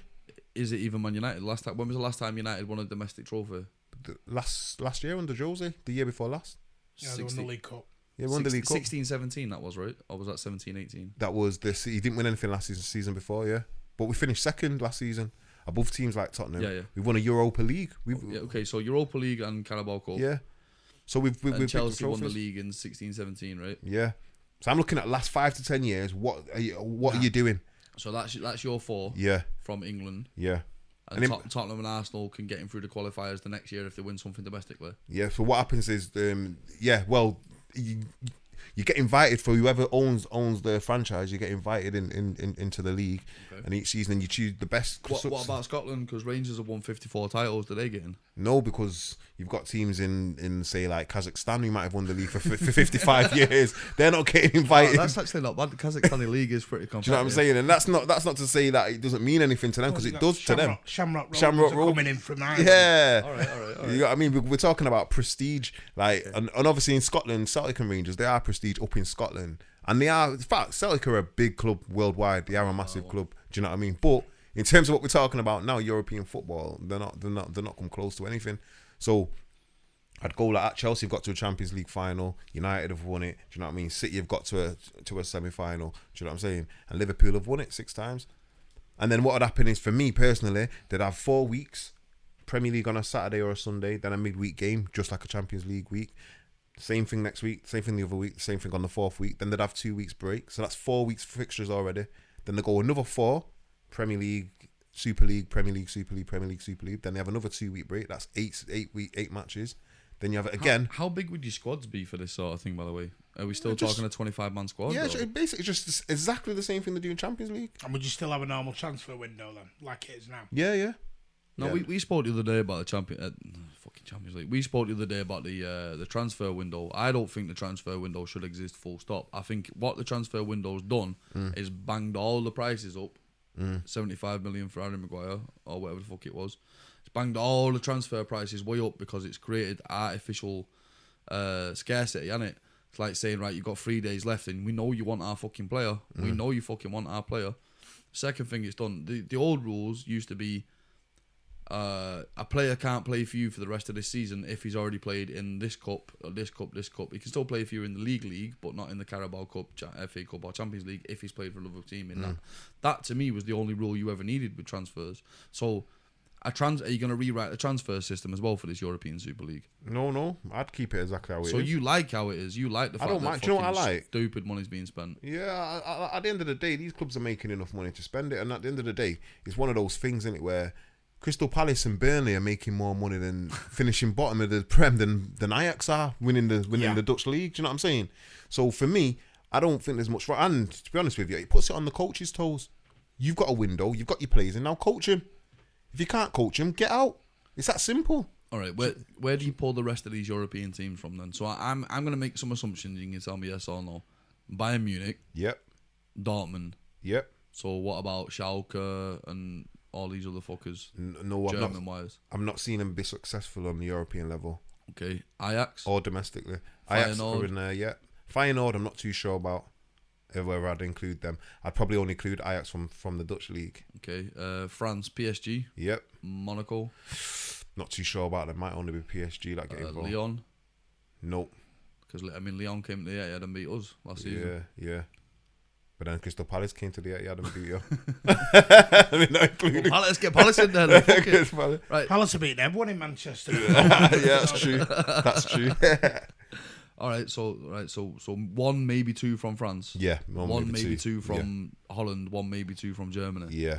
I like this. I'm thinking you need to put this forward now to the whole of UEFA. Oh, they won't fucking listen. Yeah, I know they won't this listen is like really spot on. Then you go to Italy, and then you go to Portugal, and you grab another 6 teams from them 2 leagues. 6? Yeah, you can definitely grab Italy, Juve, Inter, AC. And then you've got Napoli also. Napoli. Do you know what I mean? There's a good few teams there that you could pick 3 out of them, that lot. And then you go to Portugal, you're definitely grabbing Porto. You're definitely grabbing Benfica. Do you know what I mean? And then you go to Turkey even. Galatasaray maybe. Do you know what I mean? So you can easily get 18 teams. Well, some of them teams are going to be whipping boys, you know that, right? Yeah, but it's up to them if they've got the remember you got I'm talking for the first couple of years. Some of them teams are going to be whipping boys. Yeah, they might be. They might get their act together and put their hand in the pocket and realise that it's the way forward. But for the first couple of years, some teams are going to be whipping boys. Yeah, and then you play your 4 weeks on, 2 weeks off, 4 weeks on, 2 weeks off. And are you going to, as a United fan or a City fan or a Liverpool fan, are you going to want to make trips to Galatasaray two times? I'll be honest with you. I'd rather watch United play PSG, then Liverpool, then Ajax, then in Monaco, just say, then Juventus. I'd rather watch that every other week than Fulham. Yeah, Do you but know what I our mean? bread and butter is what has made us what we are now. So we can't diss it too much. No, we can't diss it too much because the domestic league's still going to be there every Saturday, every weekend. Do you know And what I I'll mean? just throw the hand grenade in. Are you only saying this because you're not in the Champions League? No, because we was in it last season. We had a great night out, in fact, in Paris. Do you know what I mean? Sung our hearts out and everything. Ollie got the job because of Paris. Yeah, we Not did. now. He did. Do you know what I mean? Now it was a great night though. You know, we were looking at bringing back the Manchester Cup when we were shit, right? Weren't we? So we might have a chance of winning stuff. We had Thomas Cup. We had a few little cups. Yeah. cuts to win. But yeah, I don't know. It's an idea, innit? And it's obviously It's probably the way forward for football because how many Premier League wankers can we have? I mean, so far we've only had one Derby County that fucking came up, did fuck all, and went back down. With next to no points, next to no goals scored, next to no fucking wins. Yeah. We've only had one real Premier League wanker, and that was Derby County once. The gap between, let's say, all the way down to Leicester and Everton, 8, 9, because I want to include Wolves, because I think Wolves are a nice little tidy team. With a couple of 100 million, they'd be fucking 6. So let's say down to 9th, you've got some real players on the field there. Below that, you've got has-beens, never-weres, and Premier League wankers. So we don't necessarily, because it could. I mean, you could swap out any 3 teams out of the Championship some years, couldn't you? Yeah. And bring them in the Premier League, and then see you later next year. Fulham have done it a few times. I think even if you go further down, you've got clubs that have been in the Premier League before, the inaugural Premier League. Yeah, You've Swindon. even got Oldham. Swindon, You've got Oldham, teams got like Oldham that. next door that is, going through a really bad time, and they were in the Premier League. Yeah. And they were doing well. Bolton almost They were going in out of business. semi-finals of FA Cups Exactly. against United. Yeah. And like you said, Swindon Town, Sheffield Wednesday. You could. There's some clubs down there that are But you see what some people would argue that those historically are bigger franchises than, I mean, Brighton and Bournemouth are pretenders, really, aren't they? What's Bournemouth's fucking attendances with their stadium? Is it 12,000? Their stadium's not much bigger than what Boundary Park was when Oldham were in you the Premier didn't League. include Leicester, and they won the league. Right, there you go. 4 years ago. 4 So years Leicester ago, will yeah. have an argument to say. Yeah, they'll be like, hey, Hang on, we won the league. hang on a minute. Found Yeah. our doping meds again, so let us in the fucking Super League. Do you know what I mean? No, they could say we won the league before, since United have ever won it. Yeah, again. yeah. Put us in ahead against United or Chelsea. Yeah. So it is a hard lottery to work out. Yeah. Who would even get in there? You're always going to upset somebody. Someone. Yeah, no definitely. matter what happens. But So like maybe you could Jay bring has your said though, relegation in with that. Jay has said though that those teams have still got a chance of getting in at the next season. It wouldn't be a permanent locked closed door. Yeah, it wouldn't be a permanent lock. So Yeah. you might have 2 teams that get relegated every season because it is a league. Do you know what I mean? And then the next 2 you bring in 2 new successful clubs or whatever. So it gives an incentive as well. Do you know what I mean? It gives an incentive as well. But I'll just make it clear: the domestic season has to stay. City and United have to be going to Burnley on a Saturday and then playing PSG on a Wednesday and then coming back Southampton away and then Liverpool away in the European Super Cup. Do you know what I mean? You know, when you look at European football as a whole, OJ, I would say that our domestic league is harder than any other domestic league in Europe. Yeah. It's harder to go to Burnley or Brighton or Bournemouth than it is for Barca to go to Getafe. Yeah, somewhere like that. Yeah. So, we don't have a break. traditionally, any team, and I even include Liverpool in this, traditionally, any English team that has gone all the way in the Champions League has had to work harder than any European team that has gone all the way in the Champions League. Yeah. So we'd have to work that one out as well because our domestic league takes more out of us than it does out of them teams. Yeah. So I don't know if you put it into a league format, I don't know how English teams would get on. Yeah, it'd be interesting. It'd be very interesting, but at the same time, the English teams have got more money to spend and buy better players. So there's a balance to it. Do you know what I'm saying? Yeah. Do you know what I mean? So it's a balance to it. So it's an interesting thing, innit? I personally the European League gets one because I just think that way you find the best team overall. What do you think it'd do to away fans? Because if you look around the world, England's kind of unique with away fans, isn't it? Yeah. Yeah. Would it kill away fans for that competition? Would we just scrap? Because I mean, it's not.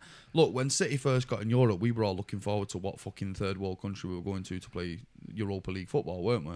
We were looking forward to that trip because we'd never done it We before. ended up with TNS the first Yeah, game. TNS, Total Network Solutions So from we're off to Wales. Wales. So it wasn't big much day of out. a big day out. Big day for us out, at that you know. point. But after a while, it starts getting expensive and you start rethinking it. So would away fans factor into this European Super League? Yeah. There would be for some games, guaranteed. City get Barca or United get Barca. We're travelling. Yeah, definitely. But you got to remember, 9 out of the 10 games you're playing, you have 9 trips away from home. A lot of those 9 trips are big clubs. You talk about Bayern, Juventus, Barcelona, Real Madrid, PSG. The big games. They don't. They don't travel as well, though, right? Yeah. I mean, like we had Barca at the Etihad a couple of times, and they don't bring fans. Yeah. They'll bring Cockney Barca fans. We had that with Leon. We've had teams come, with Leon, and they brought hardly anybody. The reason I'm saying that is, for me, as a fucking dinosaur, football for the fans in the stadium is what football is for me. You can have your Sky Sports and your BT Sports and all the rest of it, but football should always focus on the fan in the stadium first. Yeah. But I don't think it does anymore. No, it doesn't anymore. But that's why I say I'm a dinosaur, because I'm out with the old rubbish. Fans who go to games are becoming the irrelevant ones. Yeah. So last season, yeah, you're right. Last season, travelling to every game in Europe and everything cost me like $6,500, $7,000. I couldn't do that every season. Yeah. It's a lot. So with the European Super League, I know this is a wider subject, but European infrastructure I'd have to change. There'd almost have to be like shuttle bus flights to get fans back and forth to games. I mean, you saw the Europa League final and the Champions League final. The Europa League final was in buttfuck nowhere, with Chelsea and Arsenal in it, and they only had 3,000 fans or something at the game. Yeah, that precedent has already been set, and it can't continue. That'd have to change. All the mentality of UEFA and all the rest of it. The pricing of tickets. The pricing would have to change. Yeah, definitely. There's a lot of work that'd have to be done to get to your Super League. I think a lot of things are gonna be different, and they're gonna have to change, because I don't think the Champions League can carry on forever in its format. No. Otherwise, you'll be having halfway down the league to come in. It's a bit stupid, isn't it? Or change the name or something. Well, and the Champions League, and they're not even champions winning it. Exactly. And I know, and I'm not going down the politics route here, but you don't know what's going to happen after if we do leave the EU. You don't know what they're going to throw in to say, right, well, I'll tell you what, you're not part of that, so you're not. That's a big curveball, isn't it? Imagine English teams getting knocked out. Being kicked out of Europe because we're not part of it. And then what does it do? It just makes it difficult for the fans, extra difficult. Do you know what I mean? So there's lots of things to think about in it. Like there's lots of ways, but for the amount of money that they'd get from doing a Super League, there's no way on earth they shouldn't be cutting tickets for fans. But that's what it's about. All them guys are out there. I mean, they've done it in the Premier League, haven't they? They've got an away cap now on, which is great. That's great. Brilliant. That's fantastic. And that's why I'm saying the fans don't realise how much power they've got, because if fans, all of these things, you know what I mean. So it's one of those things. All right, so we've mentioned it, like the elephant in the room, but should we talk about VAR? Because I reckon that could drum up a lot of business for you, that, right?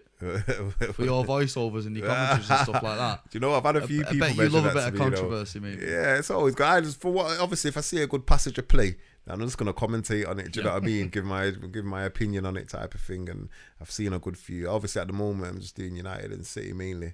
You know what I'm saying? And thinking, but yeah, I'd rather concentrate on the positive stuff. Do you know what I mean? Like that goal against Brighton, Aguero's goal with the movement and passage of play. But we spoke the Daniel about James goal and that. We spoke a little bit about what can drum up business for anyone in our line of work, right? So if we all solely focused on the controversy and the negatives and stuff like that, for some reason in human nature it gets fucking more views than being positive and nice about things. Now I love your product as it is, but would you rather VAR go fuck itself and not exist, or potentially be an avenue for you to explore in your commentaries and stuff like that? I think I'd speak on the VAR thing if it was involved in something that I found, because in football there's like you said, there's positive and negative in it, and in every goal there's a positive and a negative. So when I was talking about Lewis Dunk getting dunked like a donut, so Lewis Dunk and Brighton, that's a negative, but to City fans it's a positive. So VAR, for example, Gabriel Jesus' goal against Tottenham, to Tottenham fans that was a positive thing, but to City fans it was a negative thing. So no matter which, what you speak about, to you as a neutral, it must have been negative because it was a beautiful goal. Yeah, it was a good goal, but I'm just watching the game as a neutral, so I wasn't really too bothered if the goal went in or not. Do you know what I mean? But in terms of speaking on it, I just speak on it realistically and with my own opinion. Do you know what I mean? And I mean, imagine. I don't know whether you specifically did one, but remember the Champions League game, Tottenham at the Etihad last season? Where there's all that emotion. Sterling scores that last minute winner. We're going through to the semi-final. Pep running down the touchline. Mendy's doing his thing. Everyone in the entire ground is absolutely like a sea of emotion, absolutely buzzing, everything. And then it's killed, dead flat. See you later, bye-bye. Yeah. Did you commentate on that? No. But what would your commentary have been on that? It would have been a wild one, you know. It would have been a wild one because obviously everyone's celebrating in it, and then it's the emotion in it going from one end of the scale to the other end of the scale. Yeah.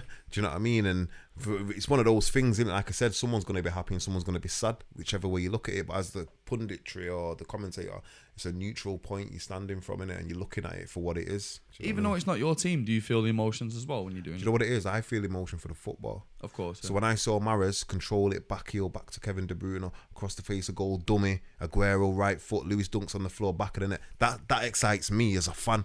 That could have been Barcelona. It could have been FC Cat. It could have been anyone. Do you get where I'm coming from? Just the movement, the goal. Even Daniel James' goal with United, the one-touch interplay, the movement, the run, top corner. That's what excites me. So it's the purity of the football. Purity of the football. Yeah, that's good. Yeah. And right about now, City are providing that. We can't lie. They're providing it. Do you know what I'm saying? You could never be a Liverpool fan. You know that. I'll never be a Liverpool fan. Because even if you were as good, even if you were as good as what you do, you couldn't admit that City were a good team. If I was a Liverpool fan, you couldn't do it. You couldn't do what you do because you couldn't admit that anyone but Liverpool plays football. I mean. Because they're not real. That's what it is. And you could never say anything negative about Liverpool. Exactly. Even if they got beat 5-0, you'd have to say it was a brilliant performance. Look at. I know, it's mad, isn't it? But yeah, that's just what it is. Let's try and keep it as real as possible. Man. It's so strange. Honestly, it's so strange talking to a United fan with this perspective. Yeah. I've realised that I'm quite... What have we become? Yeah. I tell you, it's getting more and more popular though. I've noticed, and it's and I think that's where. But you've got to take the banter away from the hatred and the nastiness. Yeah, there's no hatred on nastiness being United for me. But do you understand that do you understand that as City fans we're having this fucking long identity crisis? Not a City fan that's joined the club in the last 5 minutes and joined the glory train or anything like that. But a long-standing City fan, we're all going through a fucking massive identity crisis because half the time we don't know how to celebrate that we're so successful. Well, I've had it out with my friends sometimes. I say, why do you talk to me like you're not shopping at Harrods? Listen, you're at the top table. Do you get me? You're at the top table. We're still going a little, mate. Yeah. Do you know what I mean? I think it's because in our own heads we get bashed with the brush of no history, no this, no fans, no everything else. Yeah. I keep getting told I supported Chelsea before 2008. And I think in our own heads we're starting to believe that. I'm going, well, we've got to start defending ourselves. Yeah, man, you got what it is. Do you know? Listen, any City fan out there, right? Any other fan of any other club comes up to you and starts talking about history. Here's your answer. Just tell him, what time does your museum open? Yeah, right. Ask him if it opens at 9 o'clock. If it does, ask him what they're gonna look at when they go to the museum. Because right about now, history was yesterday. Exactly. Do you understand me? So City have won the title, a few months ago. That's your history now. And it's the same thing for United. People say, oh yeah, what have you done? What have you done? Listen, our museum opens at 9 o'clock if you want to come along and have a look at what's on show. Do you understand me? And that's the best way to answer it. And I'm one of these people, like, I can take myself out of my United red tinted glasses head and just look at it as a third person perspective, looking at it thinking, right, okay, what is this? What's the reality of it? And that's basically what it is. So, all right, so you don't get sad or jealous about the situation across town then? Yeah, very much so. As a fan, I do. As a Red, because obviously I've seen United win. I've seen us lift European Cups. I've seen certain styles of football, and I look at my club now, and I look at what City are doing, and I think, flipping it. Why didn't we get Pep? Do you get me? Did you see this happening though? Yeah. Did you see it even while Ferguson was still manager? Did you see like a decline or anything? Yeah, when I started seeing Tom Cleverley and Anderson in the middle of the park, I'm thinking, those big players. Yeah, we're not Jemba. Yeah, we're not serious anymore. If you're going to be serious, give me a Scholes, give me a Keane. Don't get me wrong, you're always going to get good players and players that can't live up to that standard. You know what I mean? But come on. So but Fergie, like I said, he was a magician. He was a genius, innit? He got the best out of players that you'd think, wow, John O'Shea. Flipping hell. How many league titles did he win? Yeah. Do you know what I'm saying? Darren Fletcher. Phil Neville. You have a backline of John O'Shea and Wes Brown. Yeah. And you're going, what's going on there? How have they done that with that backline? And you think, it's Fergie. Fergie, you knew what? He was a good man management. And should Ferguson have gone 5 years before he did then? No, I think Ferguson, because he was still, listen, Ferguson left on a high. Of course he did. Yeah. He won the league after City. After City said we're here, Ferguson said, so what? I'm gone. Yeah. And then bye. Yeah, then bye. So yeah, I think he left. He left when he had every right to leave at that point as well. Do you know what I mean? So, but United, it was then for United to go forth, and they've not really took up the baton since he's gone. That's got to be scary though, the fact that there wasn't something ready for because Ferguson wasn't gonna last forever. No, you would have thought there would have been mad planning behind the scenes. I'm shocked Pep wasn't the guy. I mean, don't get me Yeah, wrong. no, I'm shocked that Pep's our manager. that he wasn't. Yeah. Listen, But you know, in why 2004, wasn't the guy? we turned Pep down as a player. You know that, right? Yeah. Stuart Pearce said Pep's Stuart not good Pearce, enough to play for Man City. Pep went And to we one were scoring trial. 10 goals at home that season, mate. We were fucking bang shit. But I'll tell you why I use a lot of smart, yeah. Because you see, you got Tixie and Soriano win first, yeah. So you already had the plan to get Pep. Now these are Pep's guys. Yeah, but how can we do that as a fucking nobody? Yeah. But United as a somebody couldn't. Because the guys at the top, your owners, had a vision in it, and they wanted City to be however they wanted City to be, and they thought, okay, we want this style, this philosophy, this bum. We need to go and get this guy, that guy, and it's going to end with Pep coming in. Because remember, you had Pellegrini first, who took your football onto a different, slightly not as far fetched as Pep, but he played good football. Pellegrini, Mancini was sort of like all passion and fire, and you knew it was going to explode like a volcano at some point with Mancini. Yeah. Pellegrini came in and just chilled everyone out a little bit. Yeah. Fucking, he was a bit of a charming, we Well, call it was him the charming man. holistic approach. Yeah, a bit wasn't more it, that we holistic. came out Yeah. with? And then Pellegrini came in with his fucking chemistry set and fucking said, "No, this is how you do it." Yeah. So he was But very everything clever. behind Pep was already in place. Already in Well, place. you had right? Raheem Sterling came in, KDB came in. The players were sort of slowly getting built. Yeah. And that's why when you think back now, you think it wasn't Pellegrini building this team. Right. This team was being built From for before, Pep. yeah. I still think that the fans out there, I still think it's funny the fans out there who think that Sterling was a bad buy for 50. How much is Sterling costing now? Exactly. And how many teams would cut the legs off to have Sterling? I always watch that. It's the Sky Sports one with KDB with Was it Jamie Redknapp or yeah, something? Yeah. not Thompson and Mercer. Oh, Mercer. And he Oh, said, yeah. I just can't see this money for KDB. I just can't see it. I just, No, there was Robbie a Savage time- said he wouldn't Yeah. pay to watch him. Exactly. And There was you a look time at in the him now. Premier League when you'd sign anyone that fucking Mourinho let go, let's be honest. Salah, fucking KDB, who else? Lukaku. Lukaku. I mean, well, you look okay, at maybe not. Mourinho's. If you look at the list of the players he's released, it's like a who's who in the Premier League. Yeah. I'd love to know what he was looking at the time myself. I don't know, but Mourinho had his style in it, and he still Yeah. won. Yeah. And that's the thing with Mourinho; he still manages to win somehow. Do you get me? But When- I was surprised you didn't get Mourinho or Pep after Ferguson. Straight away after Straight away. Ferguson. If that had been the time to either get a Pep or a Mourinho, was then. See, that's my Well- confusion about the Moyes thing. Cause well, it's the like, thing is, United are always lagging behind. So think about it now. Yeah, United have got too comfortable. They've always got too comfortable. but these things coming out of a United fan's mouth, lagging behind, too comfortable. Yeah. United were the biggest team in the world. and they've become complacent. And let's be honest, technically, they still are money-wise. They still are up there. Yeah, as the biggest team. definitely. But on the pitch and things like that, they became complacent because really, I agree with you. We should have had a Pep straight away after Fergie, or even a Jose at that time, even though he was a different philosophy. But if we wanted to go big, we should have got that in. We're a big club, we're a massive club, humongous club. In fact, do you get me? So for that to happen, and We're not denying that, we know. yeah, do you know what I'm saying? And then you've got Fergie. We're actually looking very, at- very thankful you didn't. Don't trust me. Exactly. So it's one of those things where United have made a few mistakes, and you know what I mean. We were successful. We probably took our eye off the ball. City have come in. The Sheikhs have come in. They've put the money down. They've put the plans down, and they've gone about the business. If in one the of right us way. in 2008 came up to you and said, right, in 10 years' time, we're getting 100 points in the season and we've got Pep Guardiola as a manager, Yeah, you would have only just stopped laughing now. exactly. Yeah, I would have done. I would have said, where did you get that drink from? And I'd Do you know love what I to mean? What have you heard drinking, lads? one of your videos on that one. Exactly. Do you know what I mean? And that's what. But that's the reality of it. That's the hardcore facts. Is that City had a plan and they've executed that plan. Look at the ages of the players they were buying. Do you know what I mean? Bernardo, Stones, KDB, Raheem Sterling, Gabriel Jesus. Do you know what I mean? They're all of a certain ilk, certain It's age, a team for 10 years, isn't it? right? Do you know what I mean? Where United, we were going to Ibrahimovic, who's 36. Do you know what I mean? Buying Dalot, who's 19. Do you know, it's a bit all over the place a little bit. Yeah. And it's going to take time About to A cleanse. Z into- Yeah. You know, we have our own worries though, right? Like with the company, Silva and Aguero, almost irreplaceable, right? Yeah. We're just going to have to change the way we play because in my opinion, there'll never be another Sergio Aguero. Yeah. Never. There'll be players who can score as many goals as him, but not in the way he scores goals. I mean, you see him when he gets that near post against De Gea. Yeah. He could do that 10 times out of 10. Yeah. De Gea's never saving it. He's just got a way of doing things. David Silva has got a way of being under the radar. Even though if you're playing against David Silva in football, you think, I've got to fucking mark him because he's fucking pulling every single string on the pitch. But you still can't get near him, even though you're focusing on him. Vincent Kompany for 2 or 3 years was as good as Vidic or Ferdinand.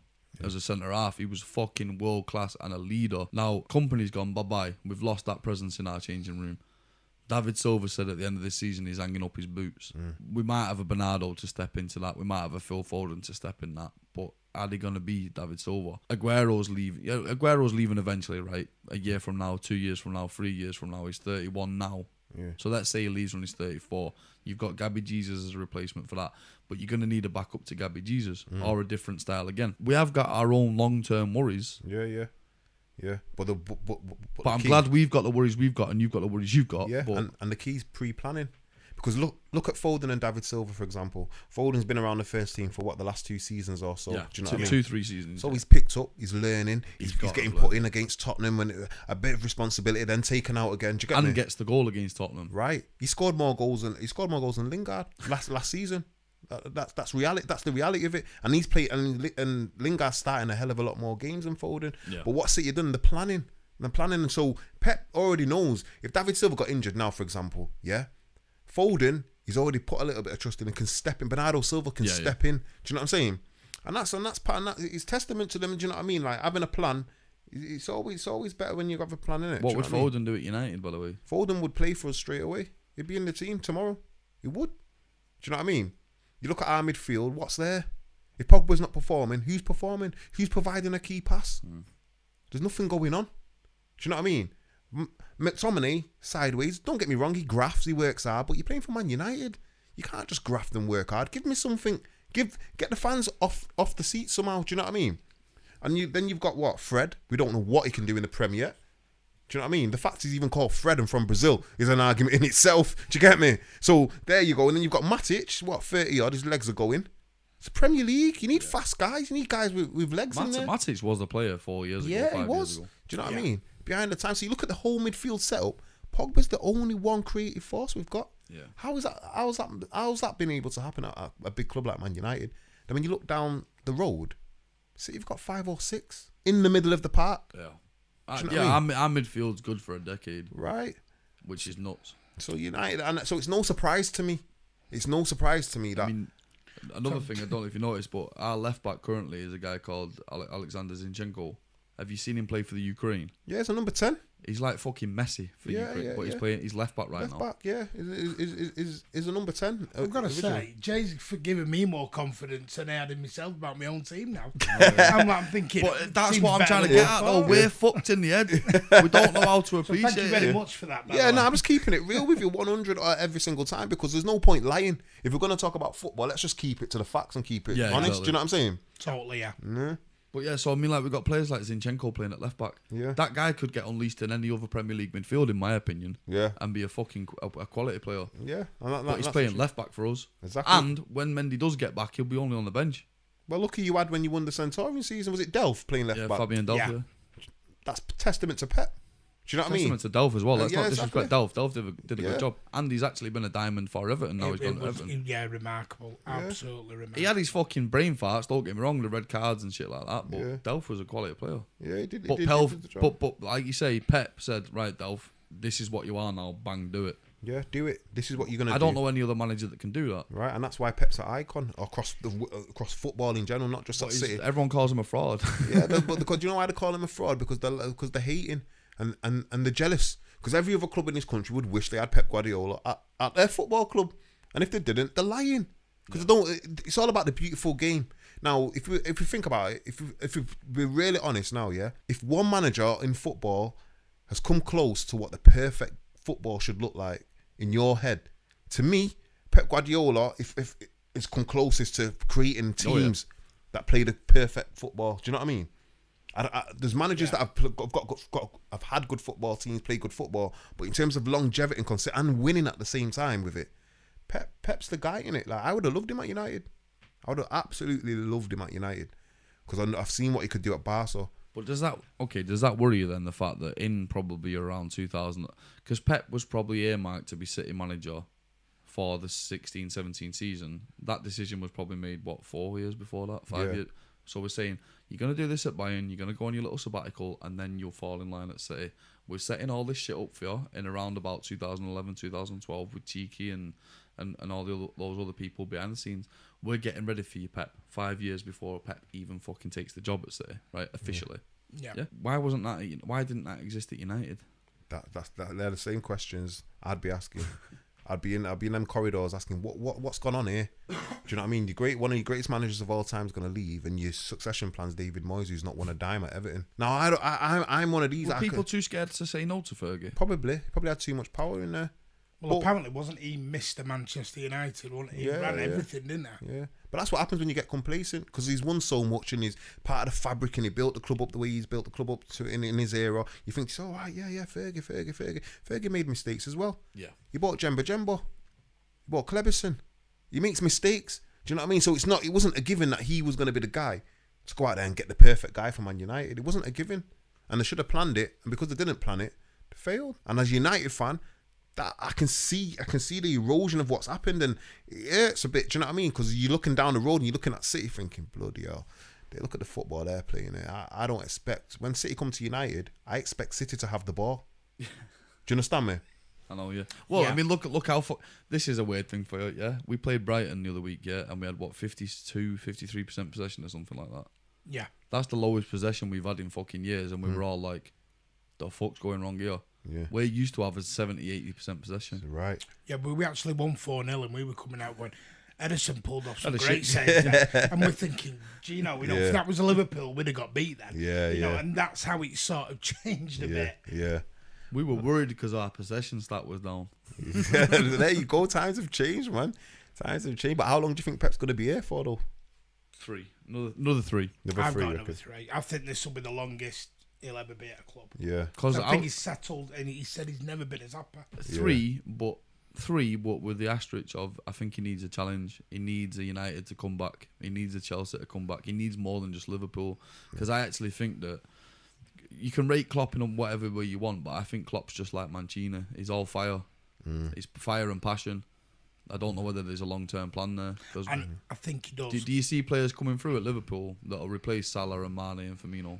They've got this Brewster, is it? Yeah, they've got Ryan Brewster coming through. But it's question marks, right? Yeah. With City, it's not question marks. With Liverpool, it's question marks, in my opinion. But maybe that's just because I don't study Liverpool as closely as other people do. Yeah. But I just think that Klopp's more fire than Pep is. I'll tell you what was interesting though. I watched that City documentary. You know, what's it called? The one on is it the one that was on Prime? Yeah. I watched the thing, and I thought, right, Pep's really worried about Liverpool. There was a video clip, and I thought he really, really worries about Liverpool. They cause him a problem. Klopp's system or something that Klopp does worries Pep. Do you know what I mean? And I never, when I watched it, I thought, I didn't think he was that worried about him like that. Do you know what I mean? But it's what it is, isn't it? Klopp's got a system of play that's helped him win trophies before. Yeah, everyone needs someone pushing them. Yeah, and Liverpool do push us, and I'm thankful that they push us. Yeah. But I want you to be United pushing us. Yeah, I hope it can be us that come back and push you, to be honest with you. Do you know what I mean? Because it'd be good for the City anyway. Do you know what I mean? Yeah. Because you want that proper rivalry. Yeah, definitely. Speaking of good for the City, I mean, you've got to look at what the CFG have done for the City of Manchester itself. You remember the economic collapse in 2007, 2008, and the City was on its arse. Yeah. England was on its arse. But I don't know if you noticed when you come through Manchester, but there's still millions of skyscrapers being thrown up all the time. That's because of City. Yeah. Do you remember all that area where Toys R Us was? Yep. And all that place? That's because of City. That's going to get redeveloped. Yeah, I've seen the growth. It's a fucking mad plan that these people have got.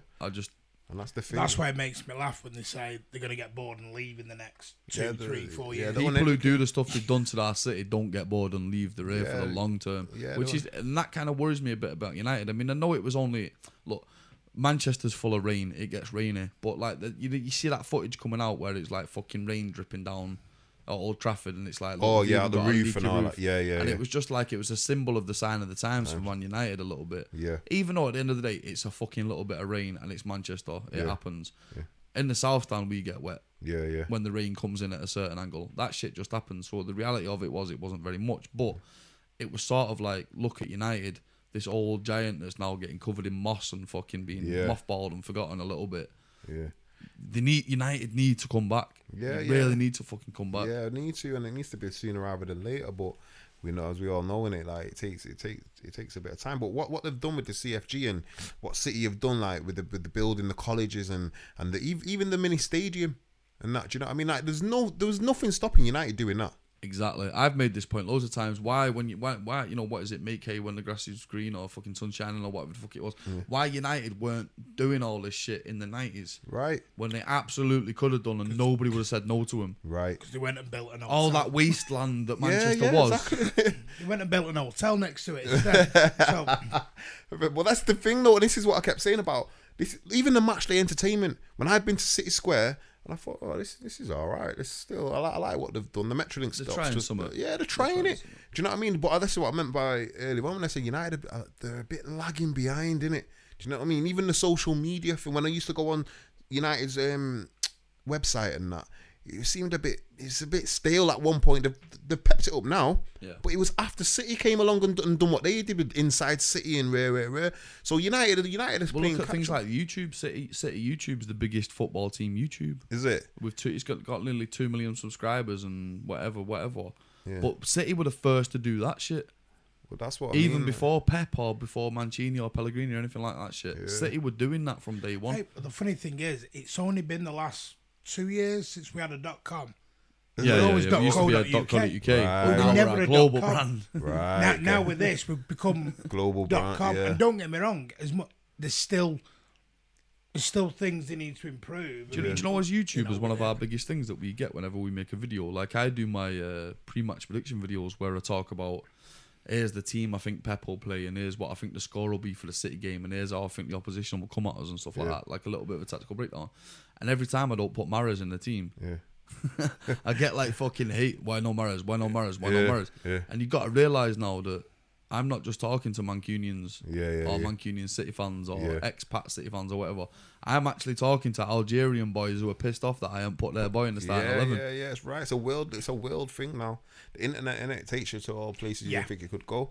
Do you know what I mean? And that's the beauty of it now, innit? A lot more people are included and can hear and get onto it rather than just your own little group and your own little community. Do you know what I'm saying? And like I said, innit, with the planning, it is now a global thing. But City are doing that anyway because look how many clubs they've got now in that football group. Do you know what I mean? In different areas of the world, and that's just helping to promote your club as a club. Do you know what I mean? What's that thing that's just come out? Is it your app? You've got an app now, haven't you? TV app now. City TV. There you go. TV, yeah. City TV app and that. It's great because you can. I mean, United have had for years and years MUFs, METV, I mean, I think I always knew things were going to change. You know, pre-season even.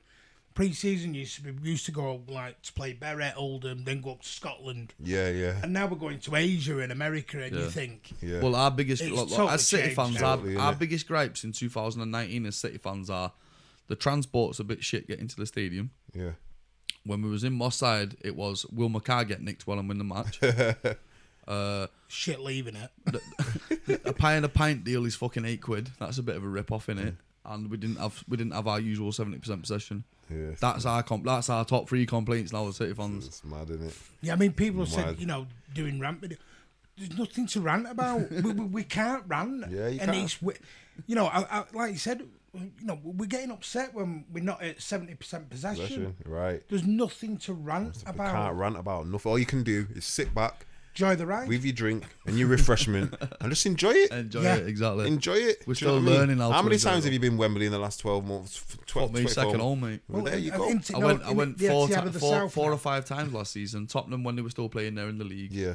Carabao Cup. Sorry, Community Shield. Tottenham in the league. Carabao Cup. FA Cup. Semi-final. And then again now Carabao Cup. Yeah, we just come back. There you go. All you can do is enjoy it, man. You know what I mean? Enjoy it. I said this to my children because it can change in a dime. Yeah, of course it can totally change. Of course it can. You know, when you were at school, I don't know what you were like at school, but when I was at school, there was 3 teams: Liverpool, United, and Oldham. Yeah. Oldham were a big team. Yeah. Early 90s, yeah. Yeah. And everyone at the school that I went to were those 3 teams, and I was the City fan. And there was a couple of other City fans, but we're all, you'd get abuse every day. Like we've just won the fucking treble, and you just got out of Division 2. Yeah. You know, shit like that. Or, I see you've been relegated against City. You know, and we all came up with a certain mentality because of that. Are United fans now? Are the kids of United fans? Are they going to start getting the City mentality? Do you think? Well, because if you think the little wankers now at school are going to be City fans, right? Yeah. Well, I'll tell you something. A lot of the kids I see now, I never used to see kids in full City kits. Never used to see it. Full kit wankers. Do you know what I mean? You never used to see it, but now I see it a lot. Do you understand me? Even in predominantly United areas, do you know what I mean? You're seeing kids in full City because that's what happens when you're successful.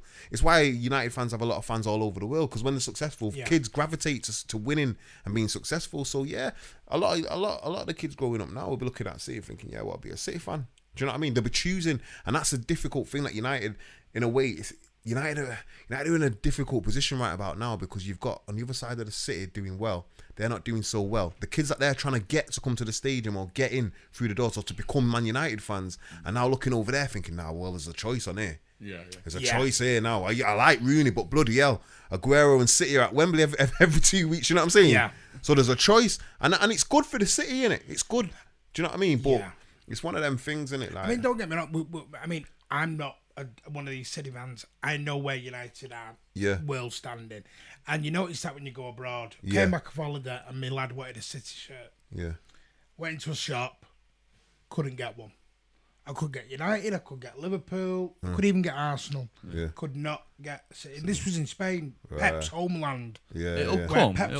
But the thing is, like, it will come.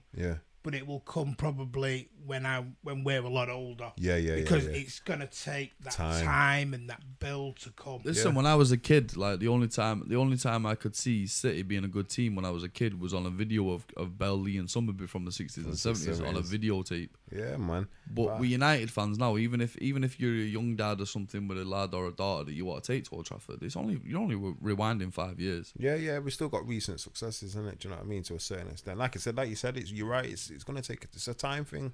You know, and plus United have got this thing about them, innit? We've got this mystique. We've got this there's like a mythical thing about Man United. Do you know what I mean? And people buy into it. It's why the brand is so big. Be careful you're saying that, because you don't want to get too close to the Liverpool mythos and fucking being a cult and all that shit. They're a cult because they've not won fuck all in 30 years. Well, United, that's what they can't talk to us because we've won Premier Leagues. You know what I mean? In that time, so I mean, I totally get it. It's like when like you said about Pep earlier. Yeah. You know, as Liverpool got this, Klopp's got this hold. Yeah. It's every time we go to Anfield, we seem to have this. We appear at Anfield. Well, to be fair, I mean, when you get your team bus smashed up, you know, when you should have done a commentary for that. You still can do one, by the way. I'll let you have this. But remember Saving Private Ryan, the beach scene when they're all coming off the boat getting blown to fuck? Yeah. When they're coming off that City team bus after it's been peppered by bottles and cans and all the coppers and all the rest of it, just like turning a blind eye to it. Yeah. There was more angles of that footage with people on mobile phones than there was in the fucking Matrix films, but they couldn't find anyone to arrest. Fucking bullshit, mate. That's what it is, isn't it? We have got PTSD about going to Anfield simply because of the fact that it's fucking Anfield and your coach gets smashed up. Yeah. There is a thing. There is this mystique of Anfield at the moment. Yeah. You know, and I think that's what United have lost.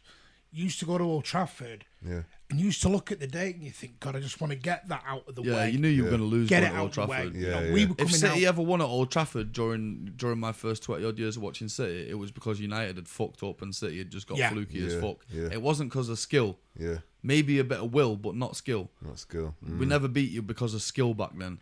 But now we go to your place and it's like, well, that's 3 points. Yeah, when we looked, I'm sorry, but the last 5 or 10 games of last season, the Old Trafford fixture wasn't the one that worried us. Leicester at home was more scary than fucking going to Old Trafford. Listen, as much it hurts. You get me? And I'm not saying that to be disrespectful. No, I understand. I fully get it because back in the day, that's how United fans thought. Yeah. Where we going? Main Road? Oh, easy. You never came to us thinking you were going to lose. Exactly. So it's just it's so mad because it's roles reversal. And we were looking at the fixture going, we want to get that out the way straight away. Yeah. You know, let's say in 1999 you needed to beat us at Main Road. Not when we send. Let's say we were in the same league, and let's say in 99 you needed to beat us at Main Road to ensure you win the league. Yeah, you won't sweat it. No, we won't sweat. I look at my team sheet and see Kanchelskis on the right, Giggs on the left. Think who they got left back? Who was their left back? Do you get me? So you think they're not stopping our wingers, they're not stopping our midfielders, and that's exactly what City fans are thinking now. Who on earth is going to stop David Silva at Man United? Who? you know what I'm saying? Who's it going to be? Do you know what I mean? So it's roles reversal. So that's what it is. 2 years ago when you had Fellaini on it. Yeah. You know, Fellaini's not going to do anything with Silva on the floor. There you go. Silva's just going to dance round him. You knew where it was going. Right. And once I saw Fellaini come into United, I thought, oh my days. I thought, listen, I don't know what they're thinking above in the management section. I don't know what's going on, but there's no way on earth, Fellaini, all right, he's a Premier League footballer. He's made sacrifices to get there, fair enough. But he is not a Manchester United player. No. You're not going to hurt the big teams with Marouane Fellaini. Do you know what I mean? Well, you'll hurt the players physically. Yeah, and that's about it. And that's about How many teeth for Kolarov did he knock out? Yeah. You know what I mean? So that's football, though, isn't it? That's football. And obviously, the sooner United get back to the top, challenging year in, year out, along with City, then it's all good. It's better for everyone, to be honest. Yeah, definitely, man. Yeah. It's better for the product as a whole. It's better for the competition of it all. Yeah. And it's better for Manchester. Manchester. ever want to be. I'm glad you admitted it before that sometimes United have won the league as a one-team league. Yeah. I never want that to happen again for any of the teams that win it. Yeah. You know. Now, if we're being real, that's exactly what it is. Yeah, we had to go away to a place like Middlesbrough and win, and Newcastle away and things like that. Do you know what I mean? But ultimately, we had the most money. We bought the best players. We broke the transfer record. And it was one of those ones, innit? No one else was paying 30 million for Rooney. No. Or Rio Ferdinand. Do you know what I mean? We even smashed the record for Roy Keane as well. Yeah. So no United fan really should have a word to say about any other teams in regards to money. Gary Pallister as well. Yeah, so that's just... Thank you for speaking the truth, man. Yeah, it's the truth, man. Do you get me? That's what it is. Right, so I'm going to wrap it up now, but what I'm going to do is I'm going to give you as much time as you want to have your final thoughts. Tell me about anything you want to tell me about football-wise. Yeah. Tell me about what you want to see for United coming. Tell me that you want to see VAR fuck off. Tell me about... Let's talk about FFP if you want. If you want to talk about FFP. Oh, I don't... Listen, if City have done things wrong, then they should get punished for it. If they've not done Absolutely anything... agree. Yeah, if they've not done anything wrong, then stop the witch hunt, innit? Simple. But shouldn't FFP have saved Bury and Bolton? Yeah. As opposed to punishing City? Yeah, they should have done, but then the Bury and Bolton have to take responsibility for their own decisions, innit? Do you know what I mean? They're registered as a football club. They're registered the owner. So if you're an owner or a director, you've got to make the wisest decisions. If you're not making the wisest decisions, you've got to face the consequences. Not that long ago, Bolton were taking points off us on the regular, so... Yeah. You know what I mean? So that's Bury. how quickly football can change. So let's be with honest Bury. about it. Yeah. Well, so was Bury at one point. Bury were beating us at main road, so let's not, you know. Yeah. So that's what it is, but yeah, hopefully United can get back challenging and feel a bit better about myself in terms of that. But yeah, other than that, I just hope for Manchester, innit? Like we keep the rivalry or whatever, and keep going, keep any trophy away from Liverpool, and I'm happy. Yeah. What's in your future, Pundit Jay? Pundit, I'm just gonna keep doing what I'm doing. Do you know what I mean? Just keep speaking how I speak and just try and tell the truth and try and bring the realness into football, and do you know what I mean? And enjoy the beautiful game, innit? The bads and the lows, it's all part of it. You know what I mean? Yeah. You're a miserable fucker. Go on, what's your story? What's your little piece you want to say? We've talked about fucking loads there, haven't we? Yeah. Has it been cathartic? Yeah. Has it been good for you? Yeah, man, it's been good. Been really good. I'm just trying to process it all. I'm just trying to work out how to be a City fan still, to be honest. Still learning. Yeah. I think that's something I will never get over, because I've got 20 years of absolute crap thrown at me. In 1996, yeah, you know that badge up there on that shirt? Yeah. That shitty little fucking stupid 3-star badge. In 1996, as a protest, I got the old badge tattooed on my leg because I didn't like changing to that one.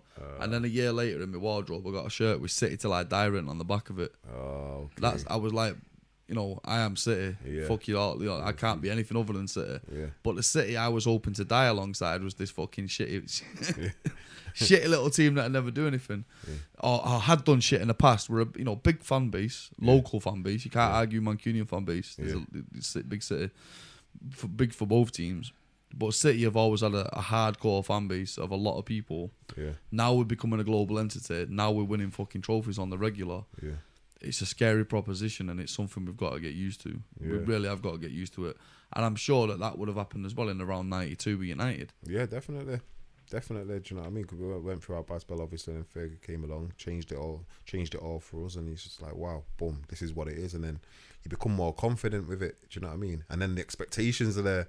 And now when you're finishing third, you're thinking, third? Even do you know what I mean? Third? What's third? That's where Tottenham finish and all that. What about when you finish second? When we got 100 points, you finished second, but look how far behind you were. Yeah, about 20 points or something, innit? I think I'm just waiting for the season when we don't finish in the top 4 and we all go into meltdown. Yeah, Europa League, what's that? And we all, just start thinking, I'm not going to Kazakhstan on the middle of a Thursday. What's going on? Exactly. Europa League. And then you realise where you dropped from and you think, Right. But I think for me I'll always remember where we've come from. Yeah. That will always absolutely stay. got to. Yeah, That will always stay with me, and that's the bit I try and instill to my children is don't and be a United fans need to remember that glory can just be around the corner as well. Yeah, you can't give up on your club. The last thing I'd ever want to see is United losing fans. It needs not to. Yeah. Do you know what I mean? We need more fans, but we don't need people turning from United to City. Yeah. But that's the thing, innit? You're always going to get the real hardcore fans. You're going to get the glory hunters, innit? Do you know what I mean? Like, I've asked some people, like, from down south, why did you support United? And basically, their answer is because United were winning. There is no other reason why they didn't want to support their big club down the road. They're only supporting United because United were winning stuff. Yeah. So it will happen with City, innit? Don't forget, we're doubly stupid because as Mancunians from a city, Moss Side, Old Trafford, we're born in the middle of it, live in the middle of it. Yeah. We still chose the losing team. Well, I didn't get a choice, really. Well, no, we didn't get a choice, but you know what I'm saying. Therefore, we didn't jump ship. Man. And City were getting big attendances when you was in the lower divisions anyway. We were building new stands when we were in Division 2, man. So, do you know what I mean? So it was one of them, innit? We always sang in the rain. All right, cheers, guys. That's been a great podcast. Thank you very much, guys. No Thank problem. you, Jay. Thanks for having me. Do you want to give out your social medias or anything like that? Yeah, I'm on the Twitter at Pundit Jay. At PUNDITJAY. So I'll speak on both United and City football. So speak very well on both United and City. Nice one, thank you. Appreciate that. Martin, you got any social media you want to promote or anything like that, Paul? Yeah, I've just got me Twitter handle at Horsey City. At Horsey City. So we're City fans. You're a United fan. There's been no blood spill. We've actually got on for nearly 2 hours now, haven't we? We've had a good chat there. So it's been an absolute pleasure. Yeah, Jay, thank you so much. No problem. Thank you. Thank you very much for my guests, and thank you for anyone listening. We hope you enjoy it. Cheers, guys. See you later. Hi, everybody. It's Rob here. Thanks for listening to another one of our podcasts. I want you guys to remember that you are a community. You are our community. This channel is for the fans. So if you like the video on YouTube, hit the like button. If you dislike it, dislike it. Don't forget to subscribe, hit the bell notification because that will really help you and it help us. The bell notification, basically, whenever we go live with content or whenever we put out a video, you guys will know about it first. And what's better than that, right? Also, with the podcasts, right now, we do put them on YouTube. If you're a YouTube Premium member, I know that you can download them and listen to them as audio files whenever you want. But we also have a SoundCloud account. Now, SoundCloud is just basically a great place to listen to podcasts. If you're in the home, you can cast it to your television, or you can listen to it on your phone or your tablet. Or if you're out and about, you can actually download it to your phone and listen to it on the go if you're going for a run or something like that. So don't forget to check us out on SoundCloud as well as YouTube. You'll be able to find it at MCFC Fan TV. If you just type that into SoundCloud, SoundCloud has its own app. It also just has a website, which is just soundcloud.com. Thanks again for listening, guys, and we will see you very soon.